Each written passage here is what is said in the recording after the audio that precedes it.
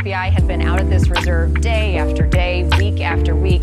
How did they not find something? And then all of a sudden today, human remains. Well, I think the two keys are, number one, the water receding.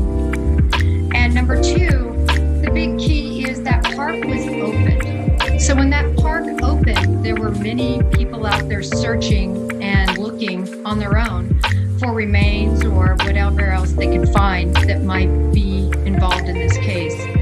And I'm just convinced that somebody reached out possibly to the Laundries and mentioned that the water had receded, maybe even that they thought they saw something. And that provoked the Laundries to go out and look. If not that, perhaps just the fact that the Laundries did want to go to the park, since now it was open for them to look. But having said that, it is so suspicious and really hard for anyone, I think, in law enforcement or in the public to swallow this event, how they've unfolded. Well, and the other thing that there's chatter about, certainly on social media, is they've had cadaver dogs out there sniffing for human remains, trying to get on a scent. Wouldn't they have been able to smell this out? In my experience, a cadaver dog can smell remains through water, through mud. They can pick up those scents. I find it very interesting that they did not pick up the scents in the past. Yet, apparently those remains have been there for some long period of time, as they are described as remains as opposed to a body. And we have cadaver dogs out there looking for pieces of those remains. Help us read between the lines a little bit in what the FBI did say today, and we've been waiting for them to come out and say something. They've been very tight-lipped, and what they didn't say based on your experience in the FBI. Well, the two main things they said that, of course, were shocking to all of us is they found human remains, which we are all believing are Brian Laundrie's. And I think the second thing was they were very cautious to say that they want to wait for more analysis, that they're going to be spending quite a long time out there looking for additional evidence and indicia of the remains and of Brian Laundrie being there.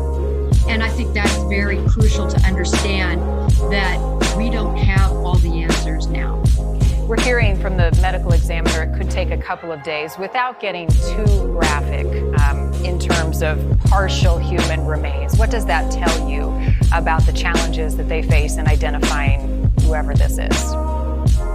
Well, it's going to be much more difficult. If that body was in the water, it is going to increase the amount of decay that is occurring, the speed at which the decay has occurred. We don't know what other elements such as alligators or other creatures contributed to the disintegration of the body. And it means that it's going to be quite involved in pathology to find out the answers of how long this body has been deceased and how it came to be deceased. You and I have talked a lot about the parents' behavior, and this has been something that the public has been very focused on, Jennifer. The attorney Good morning. For the Laundrie family said Chris and Roberta will wait for the a lot of you were probably around for the stream yesterday, human remains before making any additional where we started in one lane, and then we had some Brian Laundrie news pop off. So we had to kind of turn heel and talk about Brian Laundrie. Personally, if they we come out do have... And this is why. From an hour ago, apparently Bertolino unintentionally confirmed that those remains are Brian Laundrie's, or most likely are. But thought I'd get another stream going about it. Thought I'd let the community have some more chance to kind of talk about, have another chance to talk about it. Give our community another chance to kind of speculate if we want to. All of that. So, guys, hop on in the chat. Let me know what you think about it. I saw Bama fans say not buying what they are selling. Aunt Molly from the scene says that there was a gun found next to Brian's remains. What does that mean for the investigation into Gabby's death?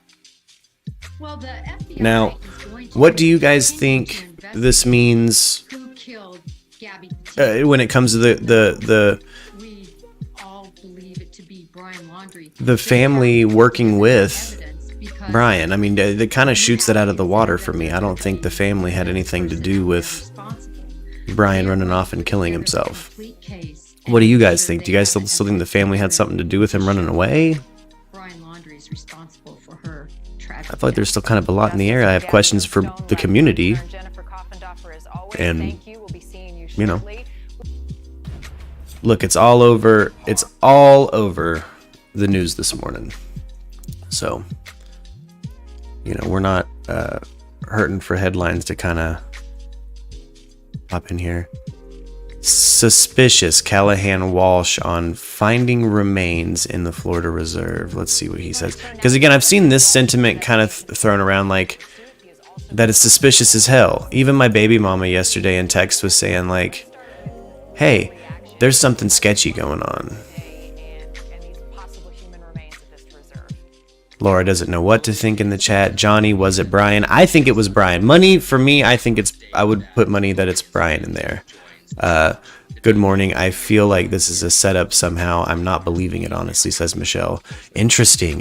See, it's a sentiment I'm seeing across the board that people aren't believing it. Expound if you guys don't mind. What element of it is the most suspicious to you? Because again, my baby mama is saying that she finds it suspicious as hell, and she's not been keeping up with it quite like I have. But she's like, it's suspicious as shit. Find it strange that the parents walked right to him. Yeah, that's what baby mama said. Gotcha. It hasn't been confirmed just who the remains are, says Laura. Yes, unfortunately, Bertolino let some information slip and kind of implied through a text that it's most likely Brian's remains. That's why I worded it with a question mark, because Bertolino is a real estate lawyer. He's not actually a criminal defense attorney. He's bad at it. He's been really bad at it this whole time. He confirmed the state of Gabby's remains before the state did. It's been bad. I don't think so. But I do hate that the parent didn't speak to the Petito family. That's Christina. I think that one will always be in the back of my head about this case is why didn't they talk? You know, why didn't they talk? It's something that Arianthe brings up quite a bit, and I agree with her. Dad offed Brian, left his things, and waited for water to dry before talking to authorities. Okay, gotcha. Unicorn thinks the dad killed Brian. Word. Let's see. Parents. Laura agree with Christina. Yep. Definitely don't trust the lawyer. No, don't trust that lawyer. He's really bad, and he keeps letting information slip. Like, he's functionally confirmed that all the details he's been given lead him to believe that it's fucking Brian's body, which is weird. It's also just kind of the talk amongst the lawyer circles there, because again, when one of the biggest, most high-profile defense cases in the fucking country in the last 10 years gets thrown out because they find the body dead, they find the motherfucker dead, I would imagine the lawyers are probably all going to pass it around like, hey, don't even try. Don't even try to get on that case. It's sketchy as fuck. The FBI were done from that area, hence why they opened it to the public, and 2 old people find in 30 minutes. All those resources couldn't in a month. It is weird, Zombie. Again, like, I see why you got, it wasn't until after we had I'd watched the news yesterday and got off the line and talked to my baby mama and caught up with my kid that I was like, holy shit. I guess the public at large. Oh, word, Shelly B. Hey, you just entered the Super Chat lottery, by the way, Shelly. So, let me get my notepad real quick. 1 second. Get out of here, kitty cat. Get down. Get down. Keep that right there for today. Damn. Cat's up my butt today. Alright. Hold on, let me enter you into the new Super Chat.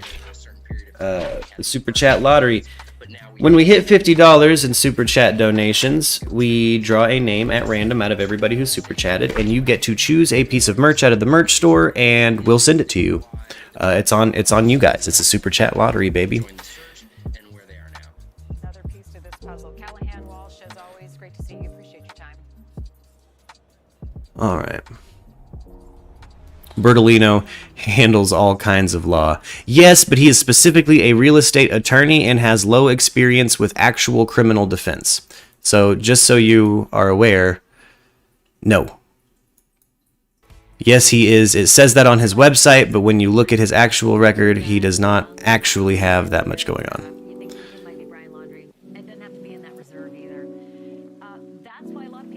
He has never done, he's handled like real estate crime like a couple of times. Like he doesn't know what he's fucking doing here. That's why he went to Baez. That's why he went to Baez's office for 7 hours the other day to get some fucking counseling from an actual fucking defense attorney.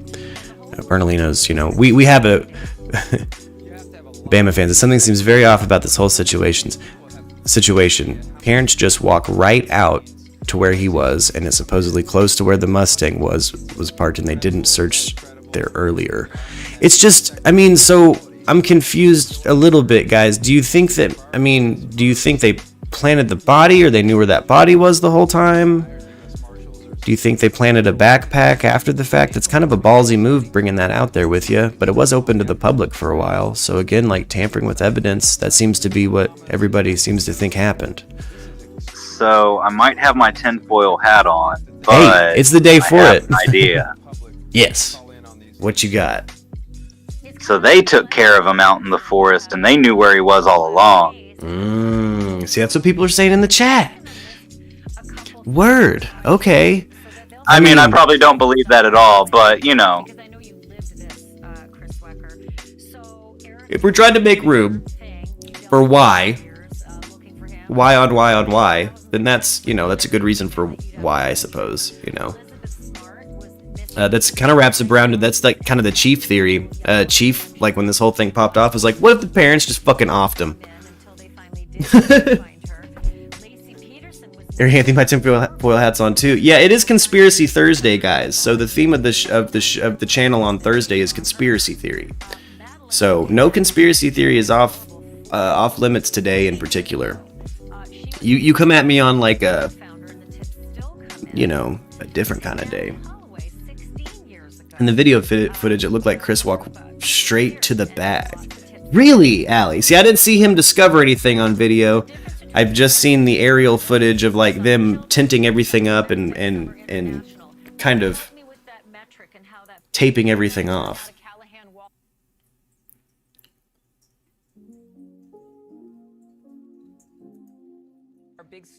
Here we go.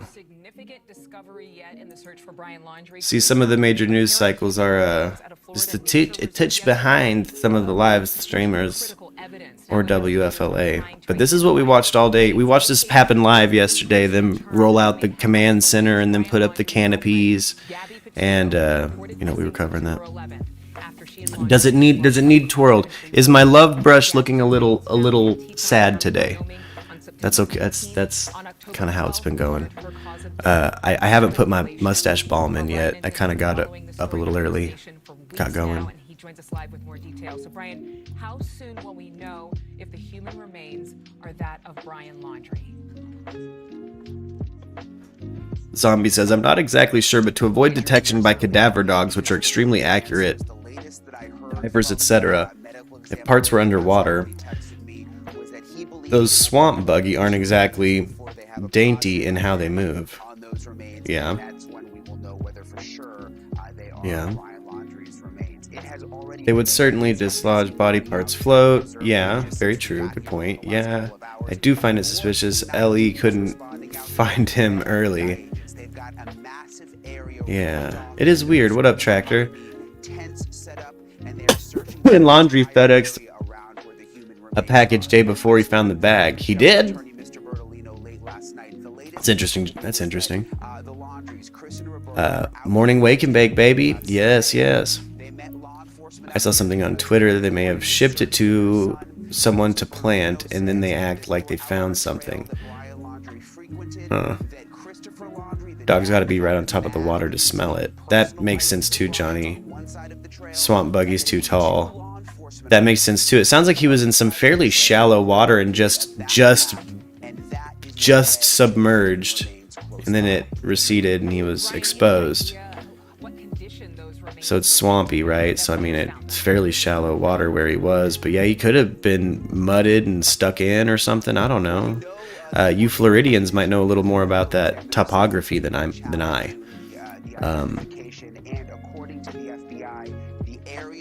Cadaver dogs can detect 15 feet underwater. Interesting. Hey, what up, too? Also, which is the most important point here, is that this search was initiated by the Laundries. FBI were done and opened to the public. That's true, Zombie. And from everything we heard, the FBI was starting to take their search toward the Appalachian Trail again, which we know now is there's nothing there. They move the body part from the backyard garden to the reserve. That's an interesting theory. It's Thursday, baby. I'll allow it. Kind of how he left Gabby. Okay. Okay, well, I didn't see the first part of what you're saying, maybe. They move the... man. Yeah.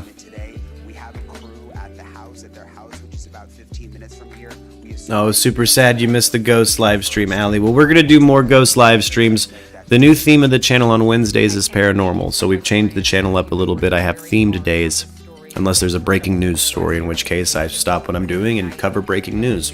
That's what you do when you follow breaking news stories, right? Let me get my themes out real quick so I can rattle these off to you guys. Monday morning is now going to be like entertainment news, and we're going to catch up from any breaking news on the weekend on Mondays.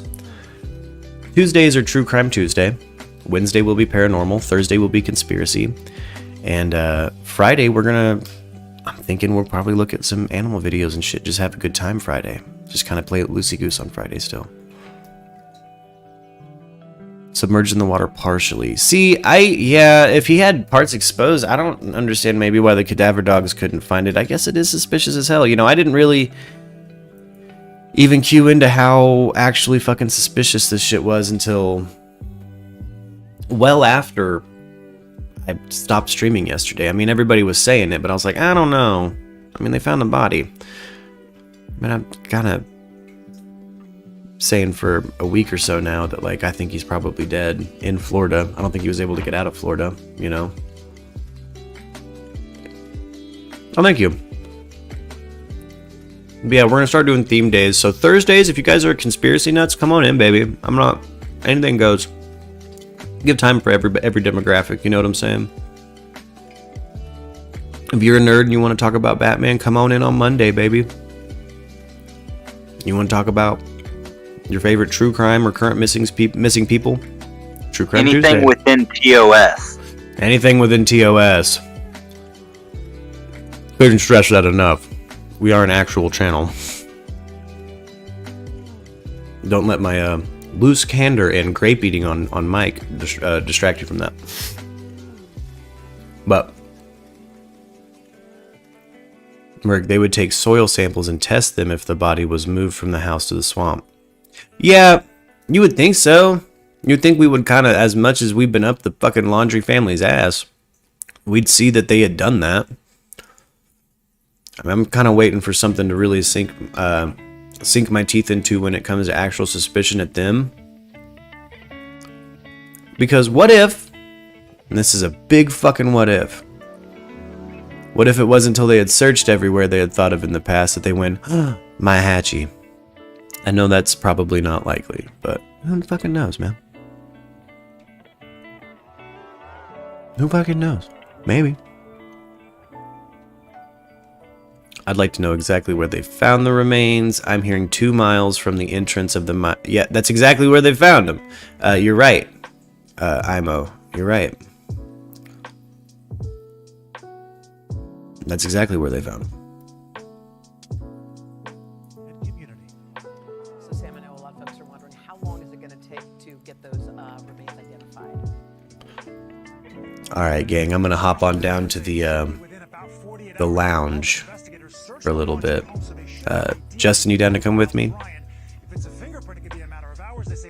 Yeah, I'll be there. Oh yeah. Okay, so I see Erica and Barney up in here. Come on down to the lounge with me in Discord.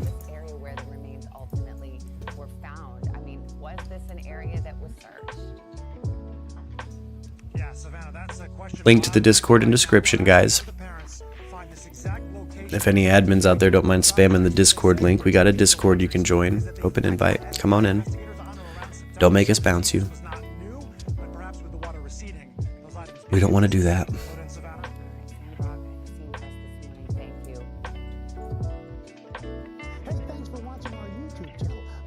Let's see here. There we go. All right. So is everyone else feeling the suspicion train? Barney, Erica, are you guys feeling the suspicion train too? It seems to be the consensus across the board. You know, it is fucking weird. It's the area, Anthony, not far from where the Mustang was parked, which is so weird. I mean, unless Brian drove the Mustang there and killed himself close to it.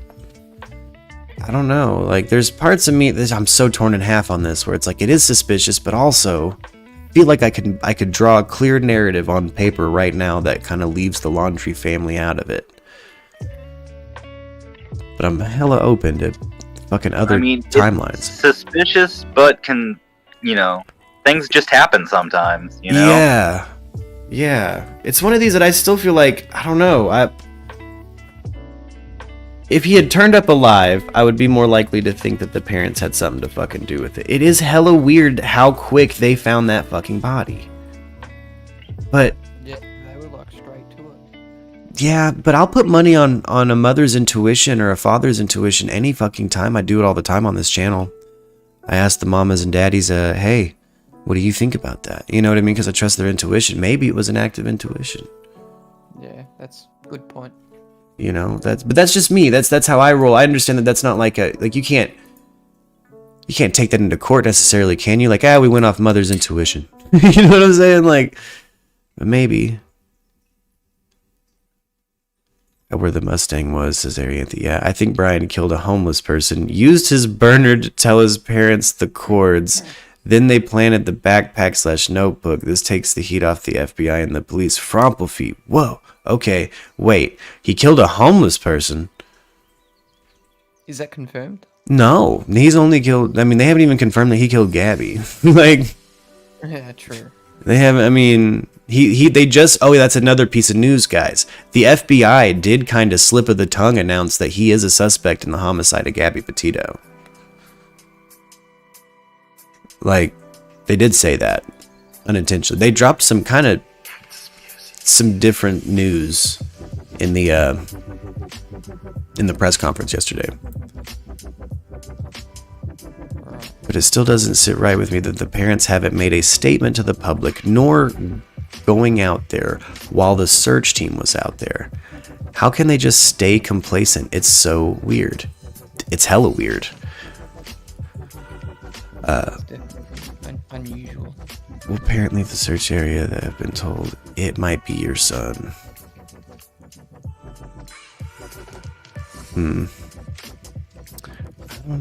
I don't know. I'd be yelling at law enforcement, posting missing signs, etc. I would too, Laura. Okay. Or another bag, but my instinct tells me he is still alive, says Debbie. Oh. Expound upon that. Where do you think he's at? Maybe he cut off a finger or toe to stage something. Yeah, but I'm pretty sure when they say partial human remains, Kev, what they mean is like a whole ass sternum. Because I have heard one theory about him possibly putting his, his belongings to another body that's not him, that just throws the FBI off thinking it's him. Oh, maybe Brian found a body and was like, perfect place to ditch my shit. Yeah, who knows? But that'd be wild. But DNA has to match. Yeah, I thought of that too. Yeah, see, I got a feeling the medical examiner will be able to tell forensically if it's Brian's body or not. I mean, I'm not sure why anyone would allocate the resources to a whole ass fake like dental records and tattoos and shit. Again, the body's probably decomposed to a high degree, much like Gabby's probably was. So we'll be seeing things like forensic entomologists and shit like that show up, probably to measure decay. One thing on what you cutting out a little bit. What was that? His parents might not be posting signs and things like that because he would be better off not being found. Oh, they know that he did it deep down. They're like, yeah, we feel like we know he did it and he disappeared and maybe it's just better we don't find him. Yeah, maybe they do. Maybe they're in a state of denial and they just want to continue to believe that it could be out there somewhere, even if he's wanted. Because deep down they know he probably fucking killed himself in the swamp. Yeah, that's the other thing I'd like to know. I'd really like to know how he died. So hopefully they get that out pretty soon. Yeah. Maybe they'll use the same wife shooting medical examiner for Brian's body. Oh, word 12. His parents, I'm sure, know where he is and they are keeping in contact with him. I think his items were planted there. What about the dead body, Debbie? Just different dead person? I've been in both the Carlton and my Aju Park and can't figure it out. Yeah, why didn't the law enforcement and FBI check around where the Mustang was when the parents showed them? They picked it up. I think they did check around the Mustang, Bama fan. It just, I guess, didn't. Keep in mind, a lot of this was submerged until now. Yeah, the water. They weren't able to actually get in there.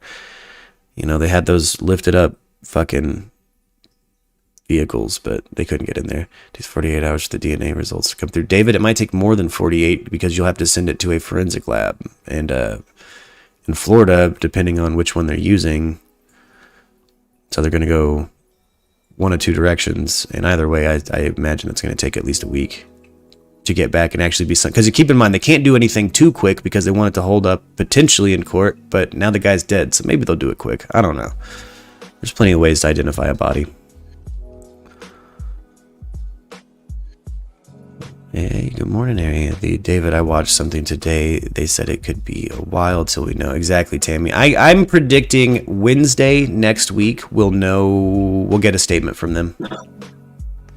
I predict Wednesday next week. It's been pointed out that the Laundries could have saved Brian if they hadn't lawyered up September 1st and kept silent. Yeah. We weren't sure what that all meant, and when we saw Chris Laundrie we watch a little bit of all the news coverage here on MURKradio, so I'm going to put on Fox News' coverage of it too. Watch CNN, watch NBC, watch Tel Aviv talking about it. We'll watch it.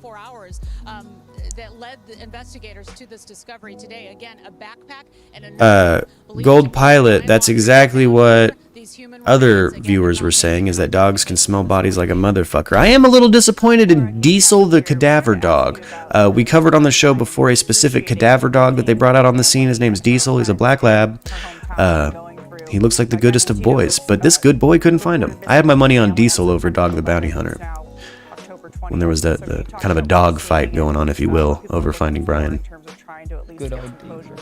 Right? I don't think the gun has been confirmed. I don't think the gun has been confirmed either. That's just, I've only heard the gun detail from Molly Golightly.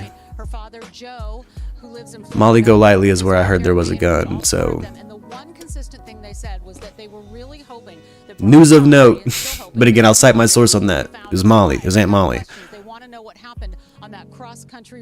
I predict I better be off work that day. Lol, I want to watch it, says Tammy. Yeah.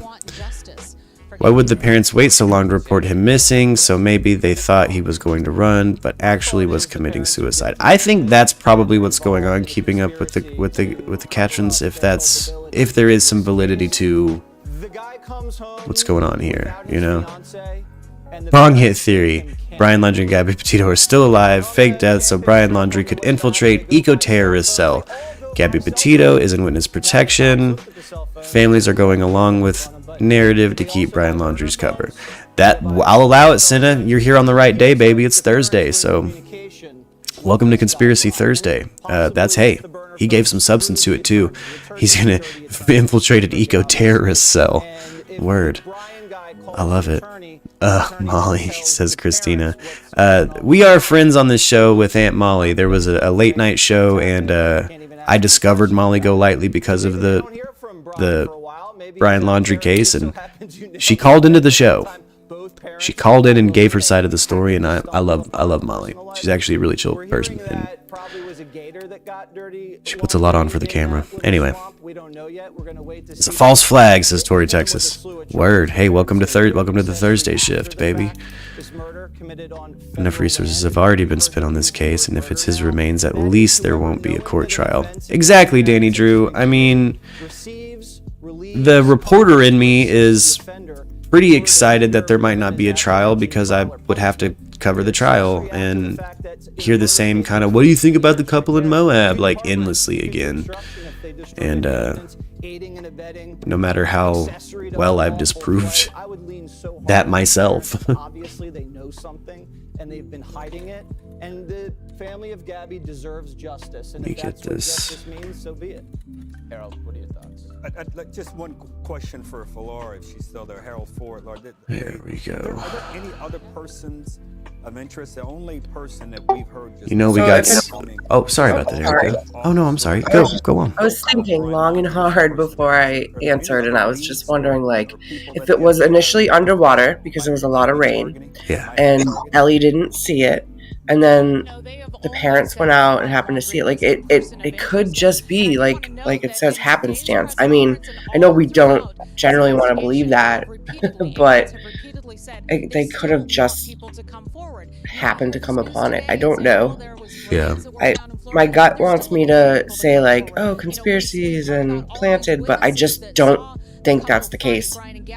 Yeah, I can't. I mean, I'll allow it today kind of thing, but like still kind of back on I feel like the suicide really does disprove everybody's jumping at Chris and whatever her name is, Laundrie. Like, I got a feeling that that's just not, they weren't complicit. But I mean, maybe, I don't know. It's just weird that everybody finds it suspicious. Like, normally it's the fact that all the mothers I know, for the most part, seem to be that way. Like, my baby mama was like, this is suspicious as shit. And Auntie's like, this is suspicious as shit. Okay, maybe there's something fucking suspicious. Some of these theories sound like fan scripts. Hey, you know, I'm into the fan scripts. Yeah, today's the day for it. I don't know. I don't know. I just have a feeling that they didn't know and they genuinely stumbled upon it. I don't know why. Yeah. Alley Cat doesn't know where to find my Moab stance. I mean, you can go back to the first video titled Brian Laundrie. I think I talk about the couple in Moab, and we disproved that shit there and walk through the evidence found related to only their case that everybody seems to just ignore, like the tent full of weapons left by a fucking weirdo by their site. Like, there's a lot in the couple in Moab. But if you just go back through the episodes, I should try to clip it, do a supercut of just the couple in Moab, because I get it nonstop, and he's not attached to that. He's not a serial killer. He killed his girlfriend in the second degree and then committed suicide. And if he was a narcissist sociopath, that means he killed himself even more. I think this suicide actually proves it adds a little bit of validity to everybody saying he was a narcissist. Everybody said he was a narcissist, and that's why he wouldn't kill himself, but ignores the fact that statistically, the narcissists who are psychopaths kill themselves. Israel Keys is my favorite example. I did a whole stream about it just so I can give an actual real-world example of how that plays out when you're a narcissist. You lose control. You lose control of your narrative. You lose control of your life and your loved ones, and you kill yourself. That's how a narcissist handles that shit. Yeah, it's kind of like the last hurrah, like you're not going to take me down. I'll take myself down before you get me, kind of thing. Yeah, exactly. And that's, everybody kept bringing up narcissism as like why he wouldn't kill himself. And I'm like, I don't think you guys know what that word means. Like, I don't think you've read into it enough. Like, don't throw that around. Because if he was, that means he definitely did kill himself. Made sure he wasn't Brian. Christina just dated a bald-headed white guy. Made sure it wasn't. Oh, Unicorn just threw $3 into the lottery. What up, Unicorn? Morning, Unicorn. All right. But but today it's Thursday. I'm down with the conspiracies. I'm down with the theories. I'm down with what the fuck do you think happened? Because I mean, bottom line is, most of the murkies, like it seems like most of the people in my life find that shit suspicious as hell. And yeah, they love their narrative. Yeah. Yeah, I thought he was too much of a coward to take his own life as well. I thought that as well. Yeah. Kind of want this to be over. All I do is watch and hear. Yeah, Tammy, it's one of those things where it's like, it's one of those stories that we decided to see through to the end. And I'm really glad we took the time yesterday to watch the live stream of the press conference, and we did another little chunk of footage. Hey, thank you for the subscribe, CS. He's trying to kill the demons inside him. So sad, says Adora. Yeah, very possible. I mean, I'm glad they found him, so it's not an unknown point to history. However, both parents lost their kids. Exactly, Sasquatch. Yeah, that's the other case. Well, that's why, again, like them finding him dead, no matter if the parents knew or not, still kind of rules them out for hiding him. They weren't hiding him if they knew where he was dead. They knew he was dead. I don't know. I don't think they knew he was dead. I don't either. I don't think they even knew where the fuck specifically he went, honestly. Again, I just try to realistically run through what it would be like if my kid came home without his fiance. They shared possessions. They lived in a van together. So everybody has thrown things out like, why did he have this? Why did she have that? Why did they do this? And it's all basically goes back to because they fucking live together. And we all know how complicated that can get with possessions. That's why there's fucking years of divorce proceedings that some people go through.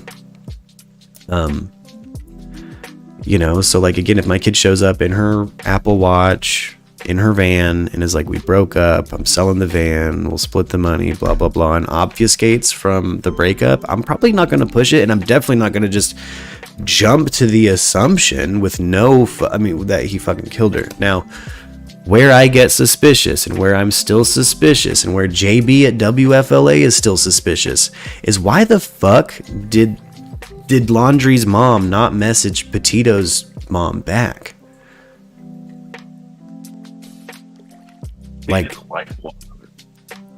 Yeah, that doesn't make any sense. Yeah, at the very least, I would have been like, oh, I heard they had a breakup or something. Yeah, exactly. I don't see how. Yeah, like they broke up. She should be home soon, according to Brian. Brian's home. Like, you would think there would be, if it was the way I'm saying it, you'd think there would be a text chain.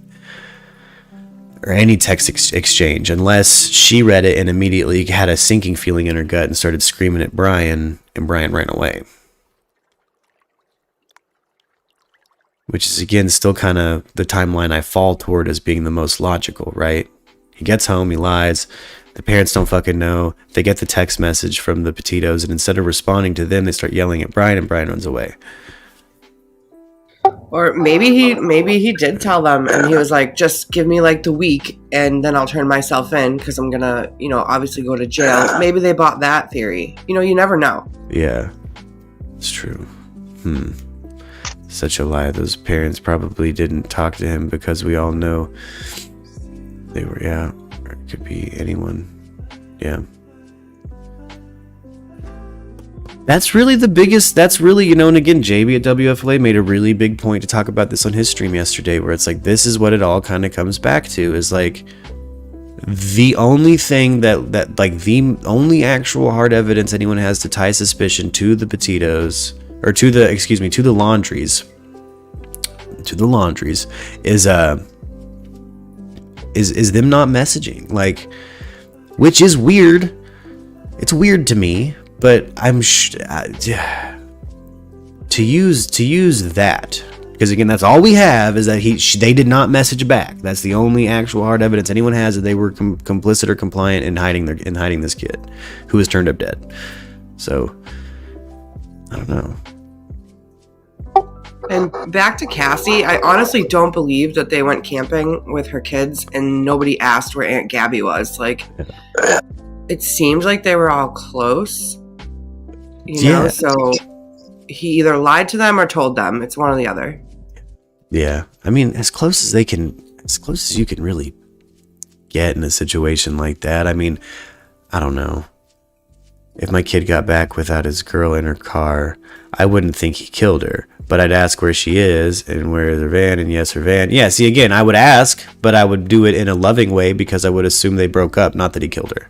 Because I'm a normal human that had a kid. I'm not like a neurotic mess that's going to assume everyone fucking killed everybody when they show up with some shit. I don't know, that's weird. Like, nobody would logically actually be that way. Let's be real. If you're the kind of person when your kid I mean, I'm sure fucking A, my kid's showing up off the playground with another kid's fucking Batman toy. I didn't assume he killed the fucking kid.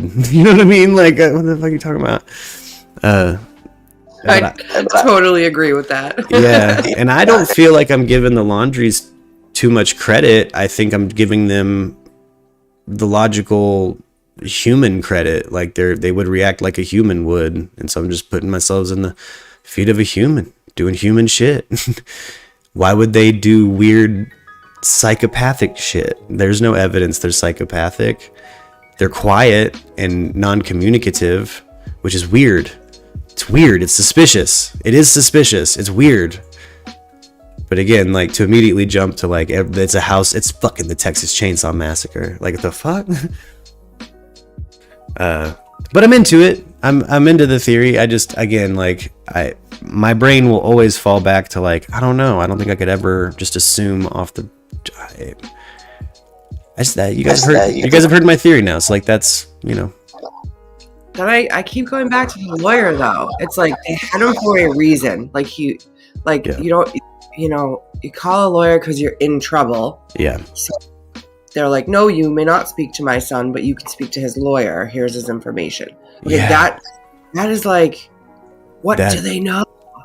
That's weird. But, you know, we've kind of talked about it on the show where it's, you know, my family on both sides have friends that are attorneys that are functionally kept on retainer. And it's also something middle class, wealthy people do, or like middle to upper class people do. They just keep an attorney around for situations like this. Like, but as we know, Bertolino is not a criminal defense attorney. He He's a real estate lawyer that was just their homie. Like, so I think Brian disappeared on them, and they shut down and called, and Bertolino probably told them, hey, don't talk to fucking anybody. I don't know. Like, I assumed he was in the home when the cops came. So, like, if you know the cops are coming, because Joe Petito told them, I'm going to call the cops. Yeah. Well, there was actually no visual confirmation of Brian when the cops first came. The sheriff said in the press conference that he just received paperwork about their attorney. Yeah, that's why I assumed. But if you think your son is missing, he went on a hike, and he's missing. I don't know. It just doesn't fit for me. We need Jameson. We do need Jameson. It is fucking weird. But again, it kind of reeks of bad legal advice, maybe. Like, I don't know. Yeah, almost like he made them look more suspicious than they actually were. Yes. Through his bad advice. And Az makes a really good point in the chat. Getting a lawyer is not an admission of guilt. Exactly. Like, it's actually the fucking opposite. Like, that's your defense. That's who's going to represent you in the realm of the legal. Like, it's important sometimes. I agree. Yeah. A true narcissist would represent himself in court. Some people speculate that's why Ted Bundy did it, but a narcissist will kill himself because he's not getting the fucking deal he wants. It won't even go to court. That's a good point, Tractor. I didn't even think of that. Yeah. He would definitely try to control the narrative the best he could. That's what narcissists do. You know? He's just so angry because it comes down to something that's extremely simple. He got mad, he kills his girlfriend. He got sad, he killed himself. That's the end of the story. Yeah. You know, I mean, and so people are mad, so there's all conspiracies, and it's like, sorry folks, your month-long episode of Law and Order ended really shitty. Oh well, there's no, you know, again, I think even if he would have made it to court, if they would have found him alive, he wouldn't have tried to represent him. Again, I don't think he's a narcissist. No. I mean, I'm just That's, I mean, they would be like one of the last people to think about a lawyer. It's like, no, I don't need one. I'm innocent. Yeah, I agree. I agree. It's probably closer to like what you're saying, where it's like, nah, he's probably a depressive. Everything I read like somebody who has depression, like depression issues. Yeah, I don't get the true definition of narcissist. I know an actual narcissist, and Brian does not fit it at all. He's not even confident enough. No. Yeah, I don't know why people thought that. That was something I consistently heard from like everybody. Like, he's too much of a narcissist to kill himself. I'm like, that's not how narcissism works. Everybody knew how he worked, though. Brian won't do that. Yeah. I know Brian. Well, Mary Anthony made a good point in chat. She said Gabby's parents initially reported them both missing because they couldn't get a hold of either of them. Yeah.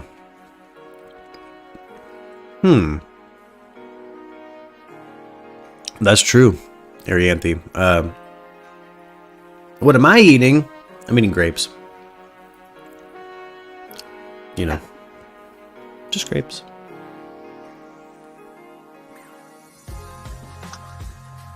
Yeah, there's no actual diagnosing him.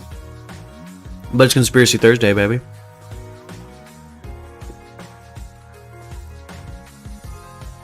It was just a lost soul who had anger issues. Yeah. I'm glad we're all kind of seeing the human behind the situation now. My chat read a completely different way last week.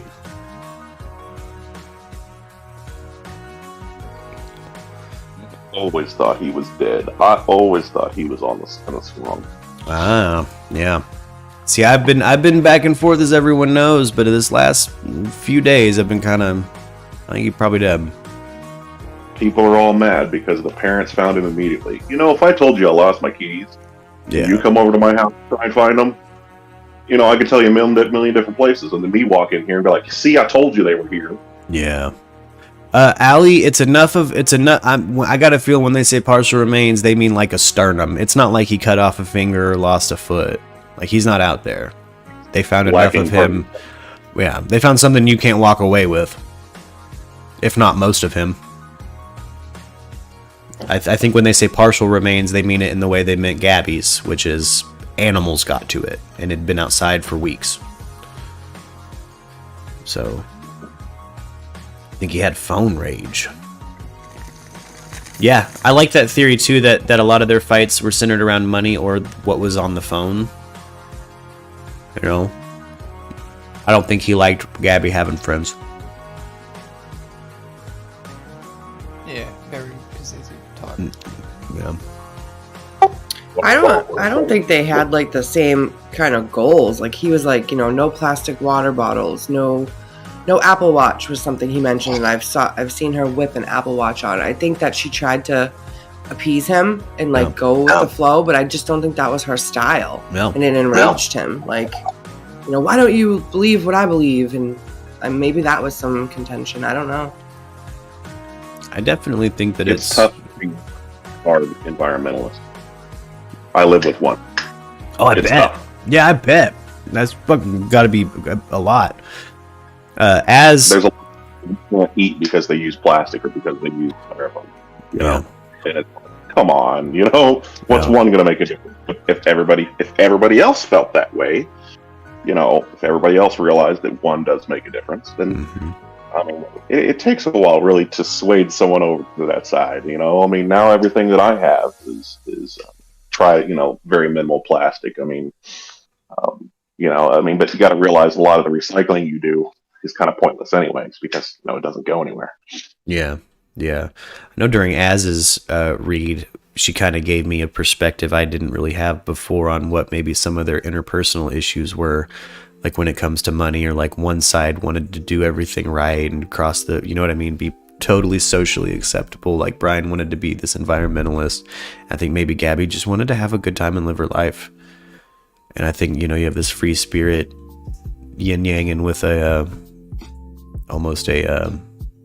with an unstable mess. And they're both, what they probably thought in a high was like a quirky yin-yang relationship was actually an Ouroboros of toxicity. Like they were both toxic to each other and fed each other's toxic traits until they both are dead. So you guys out there that might be dealing with a toxic relationship or any kind of ill feeling towards yourself or others, seek some help and get out of that situation. I definitely think that's, I think that's the story, is we had a toxic relationship and publicly toxic.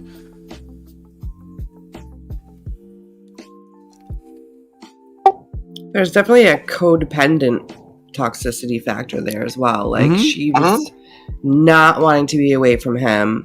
We're a team. And like the thought of spending a night without him absolutely terrified her. And that's not healthy. No. That's kind of what I mean by Ouroboros of toxicity. They're just a snake eating itself. Like, that's, and they're addicted to it. And I'm sure we've all been in a type of relationship, whether it be a friendship or an actual, romantic relationship that is bad. And you are bad for each other, but you are fucking hooked to it. You know what I mean? I've been in one. Years. Yeah, I see what you're saying. Jamie in chat said we need to find out what happened at the restaurant. I'm curious too. They fought at a restaurant and at a co-op. I mean, they had a few different fights. Yeah, but he was yelling at the waitress or the hostess or something. So I'm wondering if it was over a bill or I can't even imagine what that was about. But I mean, again, phone use, money. Maybe he went to use a card and realized there was less money on it than he fucking thought. And she's like, it's because I did this or that. And, there's so many. I've seen, Zimmy and I have talked about it in the past in streams too, where it's like the age and the look of Gabby and Brian, that's who we play music to. Like, that's the audience when we play a set. You know what I mean? Like, that's who... We've seen a bunch of that talking in the swamp as Brian's. Did you say Fox Live now? Who said that? What's going on? She spent the weed money. Exactly. That's something that's I've seen cause fights in couples, at music festivals and stuff. It's like, you spent all the fucking money on Ugg boots or whatever.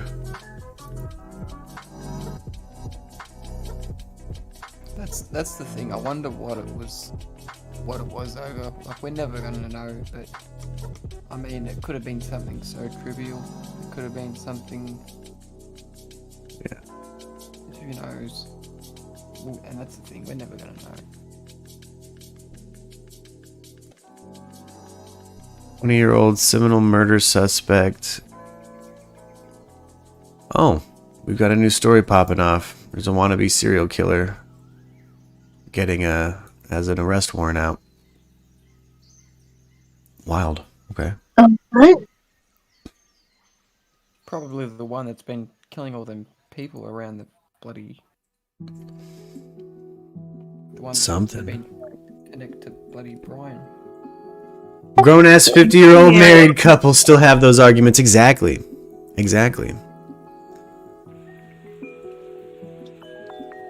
Vicky says they were dehydrated in the Moab video. I think that even extreme situations, while it does cause your behavior to become extreme, it doesn't mean that it's not your behavior. And so if I was to turn their behavior down to, let's say they were at an 11 and I take it down to a 5 in the Moab video, I still say they're toxic for each other. Yeah, definitely. Yeah, I mean... Oh, look, we got Diesel the Cadaver Dog out again. Specifically, guys, it's at Black Lab. Sorry, I don't know why I did so much background research on it. I found a character in this story that I admired more than Dog the Bounty Hunter. Because, we did a whole Is Dog the Bounty Hunter Problematic special, where I wanted to hear from you guys. Is Dog the Bounty Hunter problematic? And I heard in mass, yes, he is still problematic, and we're good on him. He's racist and he's shitty. And he's still using those big words behind closed doors. Fuck that. I don't hang out with people like that. Consequences culture. Consequence culture, exactly. So, what up, Zimmy? Hey, hop in here. Just that they found a damn body. Nah, I think he's dead, Zimmy. I think he's dead. I think he's gone. You failed us, Diesel. Yeah, Diesel really did fail us. I wonder if we can get the stats on Diesel. Can Diesel specifically smell a body 15 feet underwater? That is what they are trained to do. Yeah. Diesel must be the best of the best. Poor Diesel. He tried. He did. He's still a good boy. He still did better than Dog the Bounty Hunter did. Hella better. Yeah.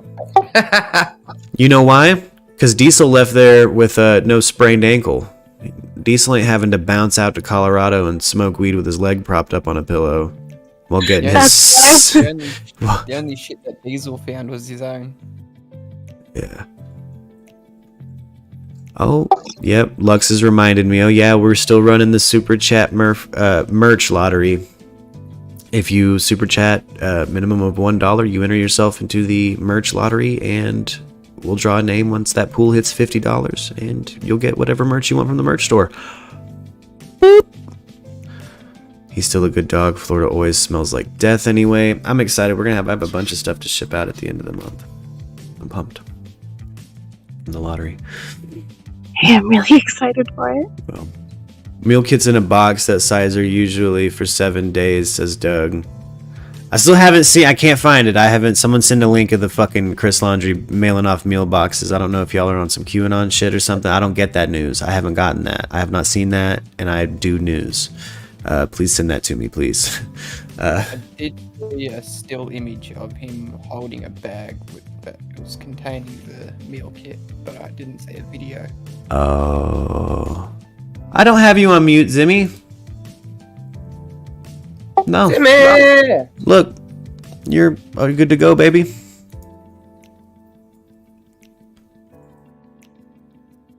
I wonder if he's on push to talk. Oh, it's on push to talk. Oh. Push the letter P. You have to push the letter P, Zimmy. Been there, done that.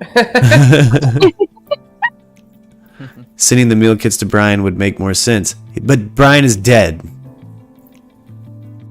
Allegedly.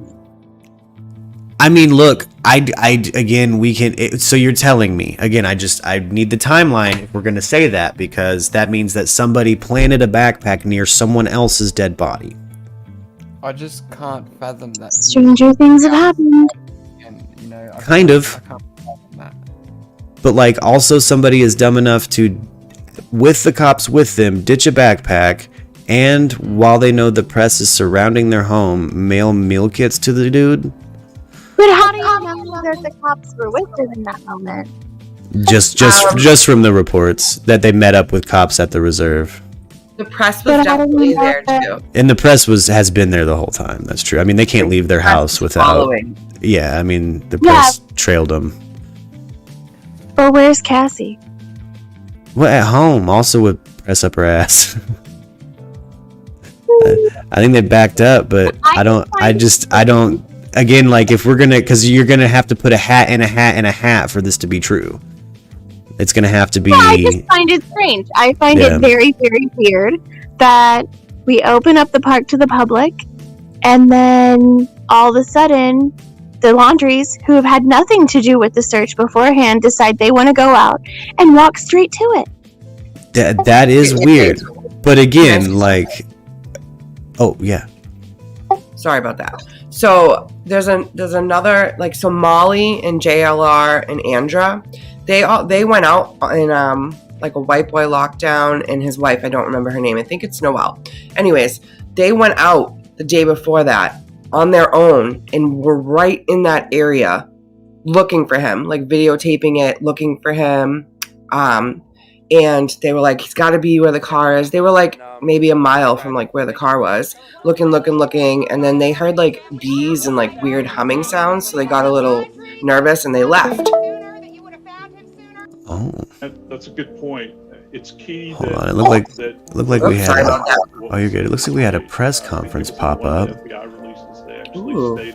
But anywho, it's just convenient. I think the parents are watching the social media, and that's why they went right to that spot, because they were like, yeah, that makes sense. That's what Brian would do. Just saying. Yeah, like, I don't know. Like, just, I don't know. Are we going to? They're going to be people without balls, so we're going to consider them cowards. But they're also the kind of people who are made of nuts and steel to the point they're going to ditch evidence in front of shit and mail meal kits off in front of the press after lawyering up. Again, this MO does not fit. True. Like with this theory, their actual real world MO, like it doesn't. Or the actual words from the people with the theory, it doesn't line up. I don't understand how. Are they cowards or are they ballsy enough to do shit in front of the cops and God and everybody? Because that's going to determine a lot. I mean, that's, if we're going to speculate and build a theory off of that, I need to know which one we consider them. Are they fucking cowards or are they ballsy as shit? I just can't imagine spending millions of dollars, bringing in a cadaver dog, having people search all over that place. They were all over in the same area, and nobody found anything. But the one time the Laundries decide to try and help find their son, they walk right to it. Well, it's not the first time. Chris has gone out there with them before. One other time on the opposite side of the park for just a couple of hours. Yeah, for like 3 hours he was out there. Yeah. I still say they're watching the media and the YouTube, and they said, "Wow, that makes sense." I mean, happenstance. Well, if they would have found evidence on that 3-hour search, everybody would have been like, "That's too quick. It's fucking sketchy." Yeah, either way. So I don't see how Chris could have helped in any way where people are like, it's fucking sketchy. Because 3 hours is because, I mean, how long did it take them to find this backpack? I would imagine within 3 hours. It was 12 minutes from them going in. Yep, look at that. See, there's something that's a little bit fucking suspicious. But again, I'm kind of with Erica. Like, I don't know. Maybe they saw it on social media. Maybe they knew exactly where he killed himself the whole fucking time, and they wanted to lie about that. But I'm gonna lean more toward cowardly than they're ballsy enough to plant evidence all over the place, like they're Mark Furman, and you know what I mean? Like they're how the defense for O.J. Simpson built Mark Furman. Like I don't see somebody taking that many steps to hide their dead kid. You know what I mean? I think that, I don't know. But that doesn't mean there's not fucking sketchy shit at foot. Again, finding that shit in 12 minutes, fucking weird. But I'm going to take like a coward. I'm going to build a theory around them being cowards about it. Like maybe they didn't want it found. Maybe they knew he was dead there the whole fucking time. And they just didn't want to talk about it, hoping it would go away. Yeah, we don't even know if he was dead the whole time there. Like, we don't... Yeah, that's true. We don't have an autopsy to say, time of death yet. So that will definitely help some of the pieces of the puzzle. I got a feeling we're going to find out that he's been dead for a while. Yeah, I've got a feeling as well. Oh, yeah. Do you guys think the parents planted the backpack? Because, yeah, there's still a body there. I mean, I just don't see. It's kind of like assuming the FBI, the people who are fucking up this investigation, are behind fucking major world events and are some kind of major Illuminati string pullers. And it's like we know very well it's a pretty flawed organization with shit resources. Someone in chat said 12 minutes for 2 to 3 miles away. That's a good point, but that's what the news reported, so I'm not really sure. Yeah, maybe 12 minutes from hitting that entrance, or maybe it's a 12-minute walk from that entrance, but I got a feeling they left their house. I want to, they probably left their house, were in that reserve for a minute, surely more than 12 minutes. I mean, fuck, take 12 minutes to take a shit. I don't understand. Like, I don't. But again, it's been hard to get actual fucking numbers. You got people out there kind of like Molly Golightly who are like, I heard there was a gun. Oh, Molly. Yeah, I take her with a grain of salt. God bless her. Yeah. Just stopped by the environmental park. He said, oh yeah, that's the press conference I have on right now. Auntie Molly doesn't think it's him. She's like, I saw her last night on a live, and she's like, no way, that's him. She's like, Yeah. No, she's dead set in thinking that's not him, even though it's a backpack of his shit. But again, she's on that train of thinking that the Laundries are somehow criminal masterminds made of nuts and steel, and are down to just fucking, with the press, riding them like Yoda, or down to just throw a backpack and then go across town and mail off meal kits, and they're slipping them letters underneath the fucking bunker that can't be built underneath the Florida lawn, you know, like sending a crow. yeah, like I got a feeling the reality of it is a lot less sensational. I agree. I think everyone just got so invested that we're looking way too deep into it. Most things are normally much less sensational than the speculation. That is true. Except the Son of Sam case. Yes. That is a problem. That's a conspiracy. Which one is that? The Son of Sam case. Yeah, I urge you to read The Ultimate Evil by Maury Terry. Because it's so bad. It's the fucking truth. Yeah, I concur. Yeah. I couldn't be more proud. Yo, what up? Yo, Zimmy! Sarasota Sheriff Kurt Hoffman. Hey, Zimmy. The FBI. Bro, I needed to set up this shit, bro, just to talk with you. Oh, shit. Bro, I went on YouTube to check how to do this one because oh shit, I didn't have set up the push to talk. So yeah, I was trying, bro. I was pushing all the keyboard like the fuck. What shit is not working? So what happened, guys? Did they found Baldo? Yeah. I mean, some pieces of Baldo. Did they find it? We think they found him. Okay, so they found his shit. They have confirmed they found his possessions next to partial human remains that were submerged in water. The water went down and they found him. So did they actually say the remains were his, or that they were potentially his? Because I only remember hearing them say that they were potentially his. So far, all they've said is that they could be his. They are potentially his, but we had 2 hours ago, Bertolino slipped some fucking information basically confirming that he has heard that is Brian's body. Which kind of gives credence to what Sasquatch's imaginary friend was saying, that maybe them going and pointing out that body has to do with an FBI plea deal to keep them out of prosecution. Ah, okay. But I think like that he was dead since the first night, in my opinion. I think Remember so. when we used to talk? Yep. Remember when first I joined your stream? Yep. And I was talking that the gator already eat him. Like, yeah. Come on. Yeah, exactly. Like we've been saying from the jump, like he's most likely dead and stuck in Florida. If he's in there. Yeah. Or he was out there, so. Yeah.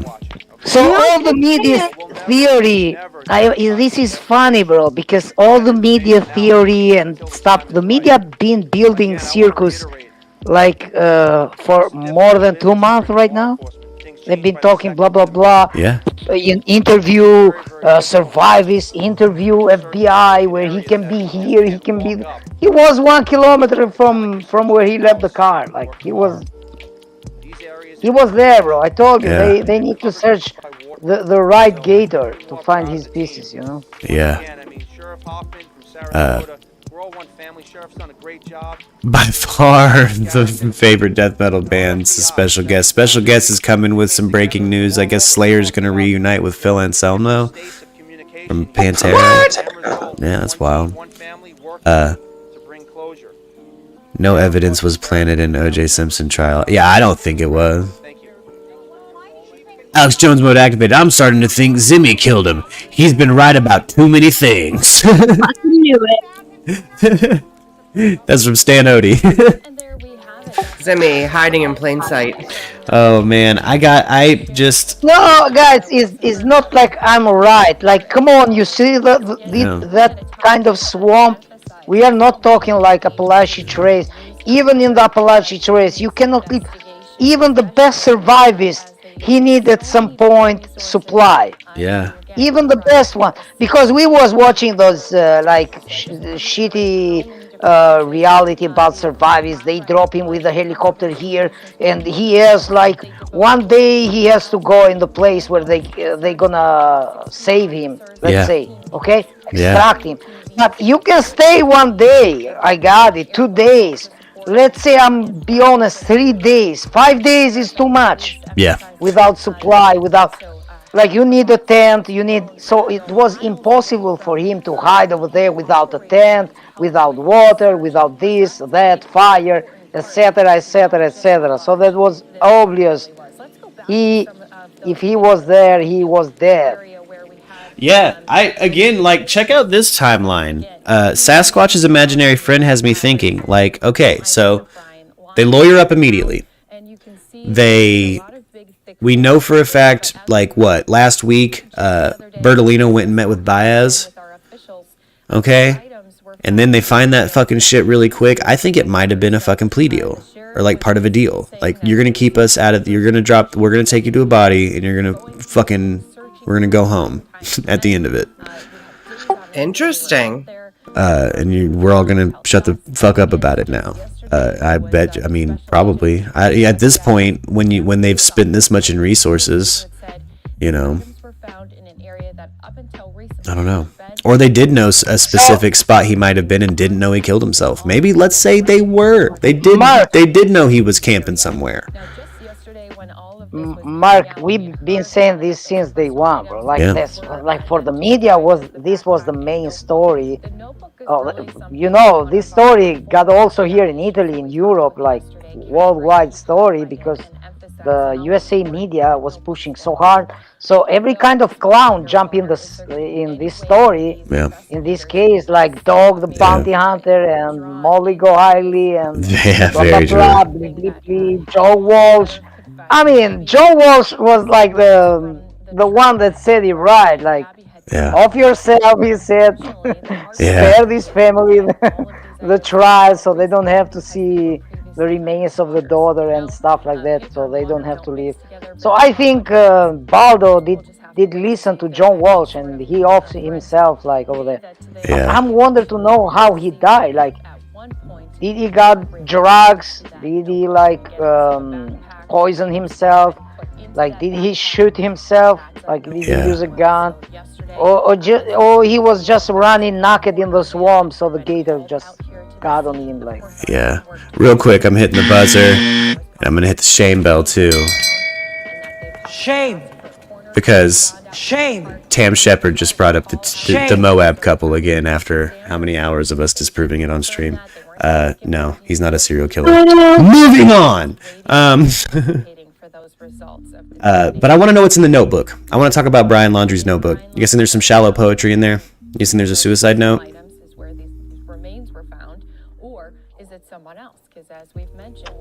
I can't guess. Walsh could be in if the notebook was on water, I'm not sure they can recover all the information on that notebook. Yeah. I think they can to a certain point, Timmy. I was reading up on it last night, but if I find some more information, I'll let you know. Yeah. No, I'm saying the notebook was underwater. It was in the waterproof backpack, I think. Whoa. Waterproof. Check out what Lorenzo Sanchez Jr. in the chat says. I work in the Everglades in Florida doing work for South Florida management. And since the pythons have invaded the swamps, the Everglades these last few years, it's impossible to be out at night. I got pics just yesterday of a python we found in a homestead area just 24 hours ago. I got pics so you can see. Yeah, hop in the YouTube chat so we can see, brother. Yes, I want to see. Yeah. That's terrifying. Yeah. Yeah, that would be. You think there's only going to be drawings in it, Danny C? Word. I think there's probably a note. If there's no note, then he's more of a piece of shit than he already is. Yeah, exactly, Allie. Maybe an apology to his parents? Yeah. Maybe an apology to Gabby's parents. Yeah. But I don't know how to send them to you so you can see them. Lorenzo, our Discord. Someone, hit the Discord link. Thank you, guys. I mean, you have to be real scared and like hopeless to, you know, commit the kind of act on yourself. Seems like, it seems like the way he is. It seems like that's the kind of person he is. And I'm wondering, like, why he didn't turn himself on. Like he could go to the police. Well, that's what a narcissist would have done to try to maintain some kind of control over his narrative. Again, I think he's a depressive and went and laid down. Control, like the gator get on it, like the gator over there make a Baldo grill. Yeah. Really? Yeah, a narcissist would have been like in jail doing interviews and all with Dr. Phil and, you know, all that's like trying to still be relevant. Yeah. Yeah. I really think there's an 11th hour confession written in his journal. I think he knew what he did, went home to say sorry, and deal with himself in a place he felt special to die. I agree with Sasquatch. It's a move of a depressed person who's gone too far. They've crossed the line. He saw his family one last time, ran off with just acting like it was a fucking breakup and killed himself. That sounds more accurate than a lot of the other things I've heard. Yeah, that's my theory. I'm kind of with Sasquatch on that. I bet Jameson's probably in the same boat. Where is Jameson? Summon Jameson with our feelings. He was Mark, rewriting. If you check, all the tents that are on that swamp are really close to part where it's like civilization, you know. Yeah. I didn't saw from the helicopter tents in the middle of the swamp. All the tents and the people was living like off the grid in that swamp was near by the city. You know what I mean? They just had to cross the road to be in the city. So it wasn't like tent in the middle, like where they was searching for him. Like over there was almost impossible to survive, in my opinion, especially in the night. You know. I agree. Like that was impossible. Yeah, there's no way. Like Zimmy, you're right. I mean, it's fucking swampy. It's gross. And now I'm finding out there's pythons like a motherfucker. And y'all know how I feel about snakes. I am scared shitless of snakes. This we've been saying since day one. So FBI did have all the information. He was still in there. That's why they keep searching over there. You know what I mean? Because I know, bro, for sure they did check all the camera they had on all the corners and the camera on the road, so they didn't saw somebody go away from that swamp. So maybe they saw him get in the swamp and they didn't saw him get out the swamp. So that's why they was searching on the swamp. Yeah. In my opinion. Yeah, I think so. You're right. They was right. So your tax money wasn't spent, like they wasn't throwing the money on the trash. Kind of like I'm not happy they spend a lot of money to find just a Baldo, but at least now we know what happened to Baldo. Exactly. Now here's the thing: if they didn't go and search, then everyone would be like, "Why aren't they searching?" Sorry, I didn't mean to cut you off. That's true. If they wouldn't have allocated massive resources, it would have been the same conspiracy. This is somehow a cover up. They don't give a shit. I don't know. You know what I mean? Like it would have been kind of the same flow of conspiracy. You see, if it was like a black criminal, they'd be searching since he's white, blah blah blah blah.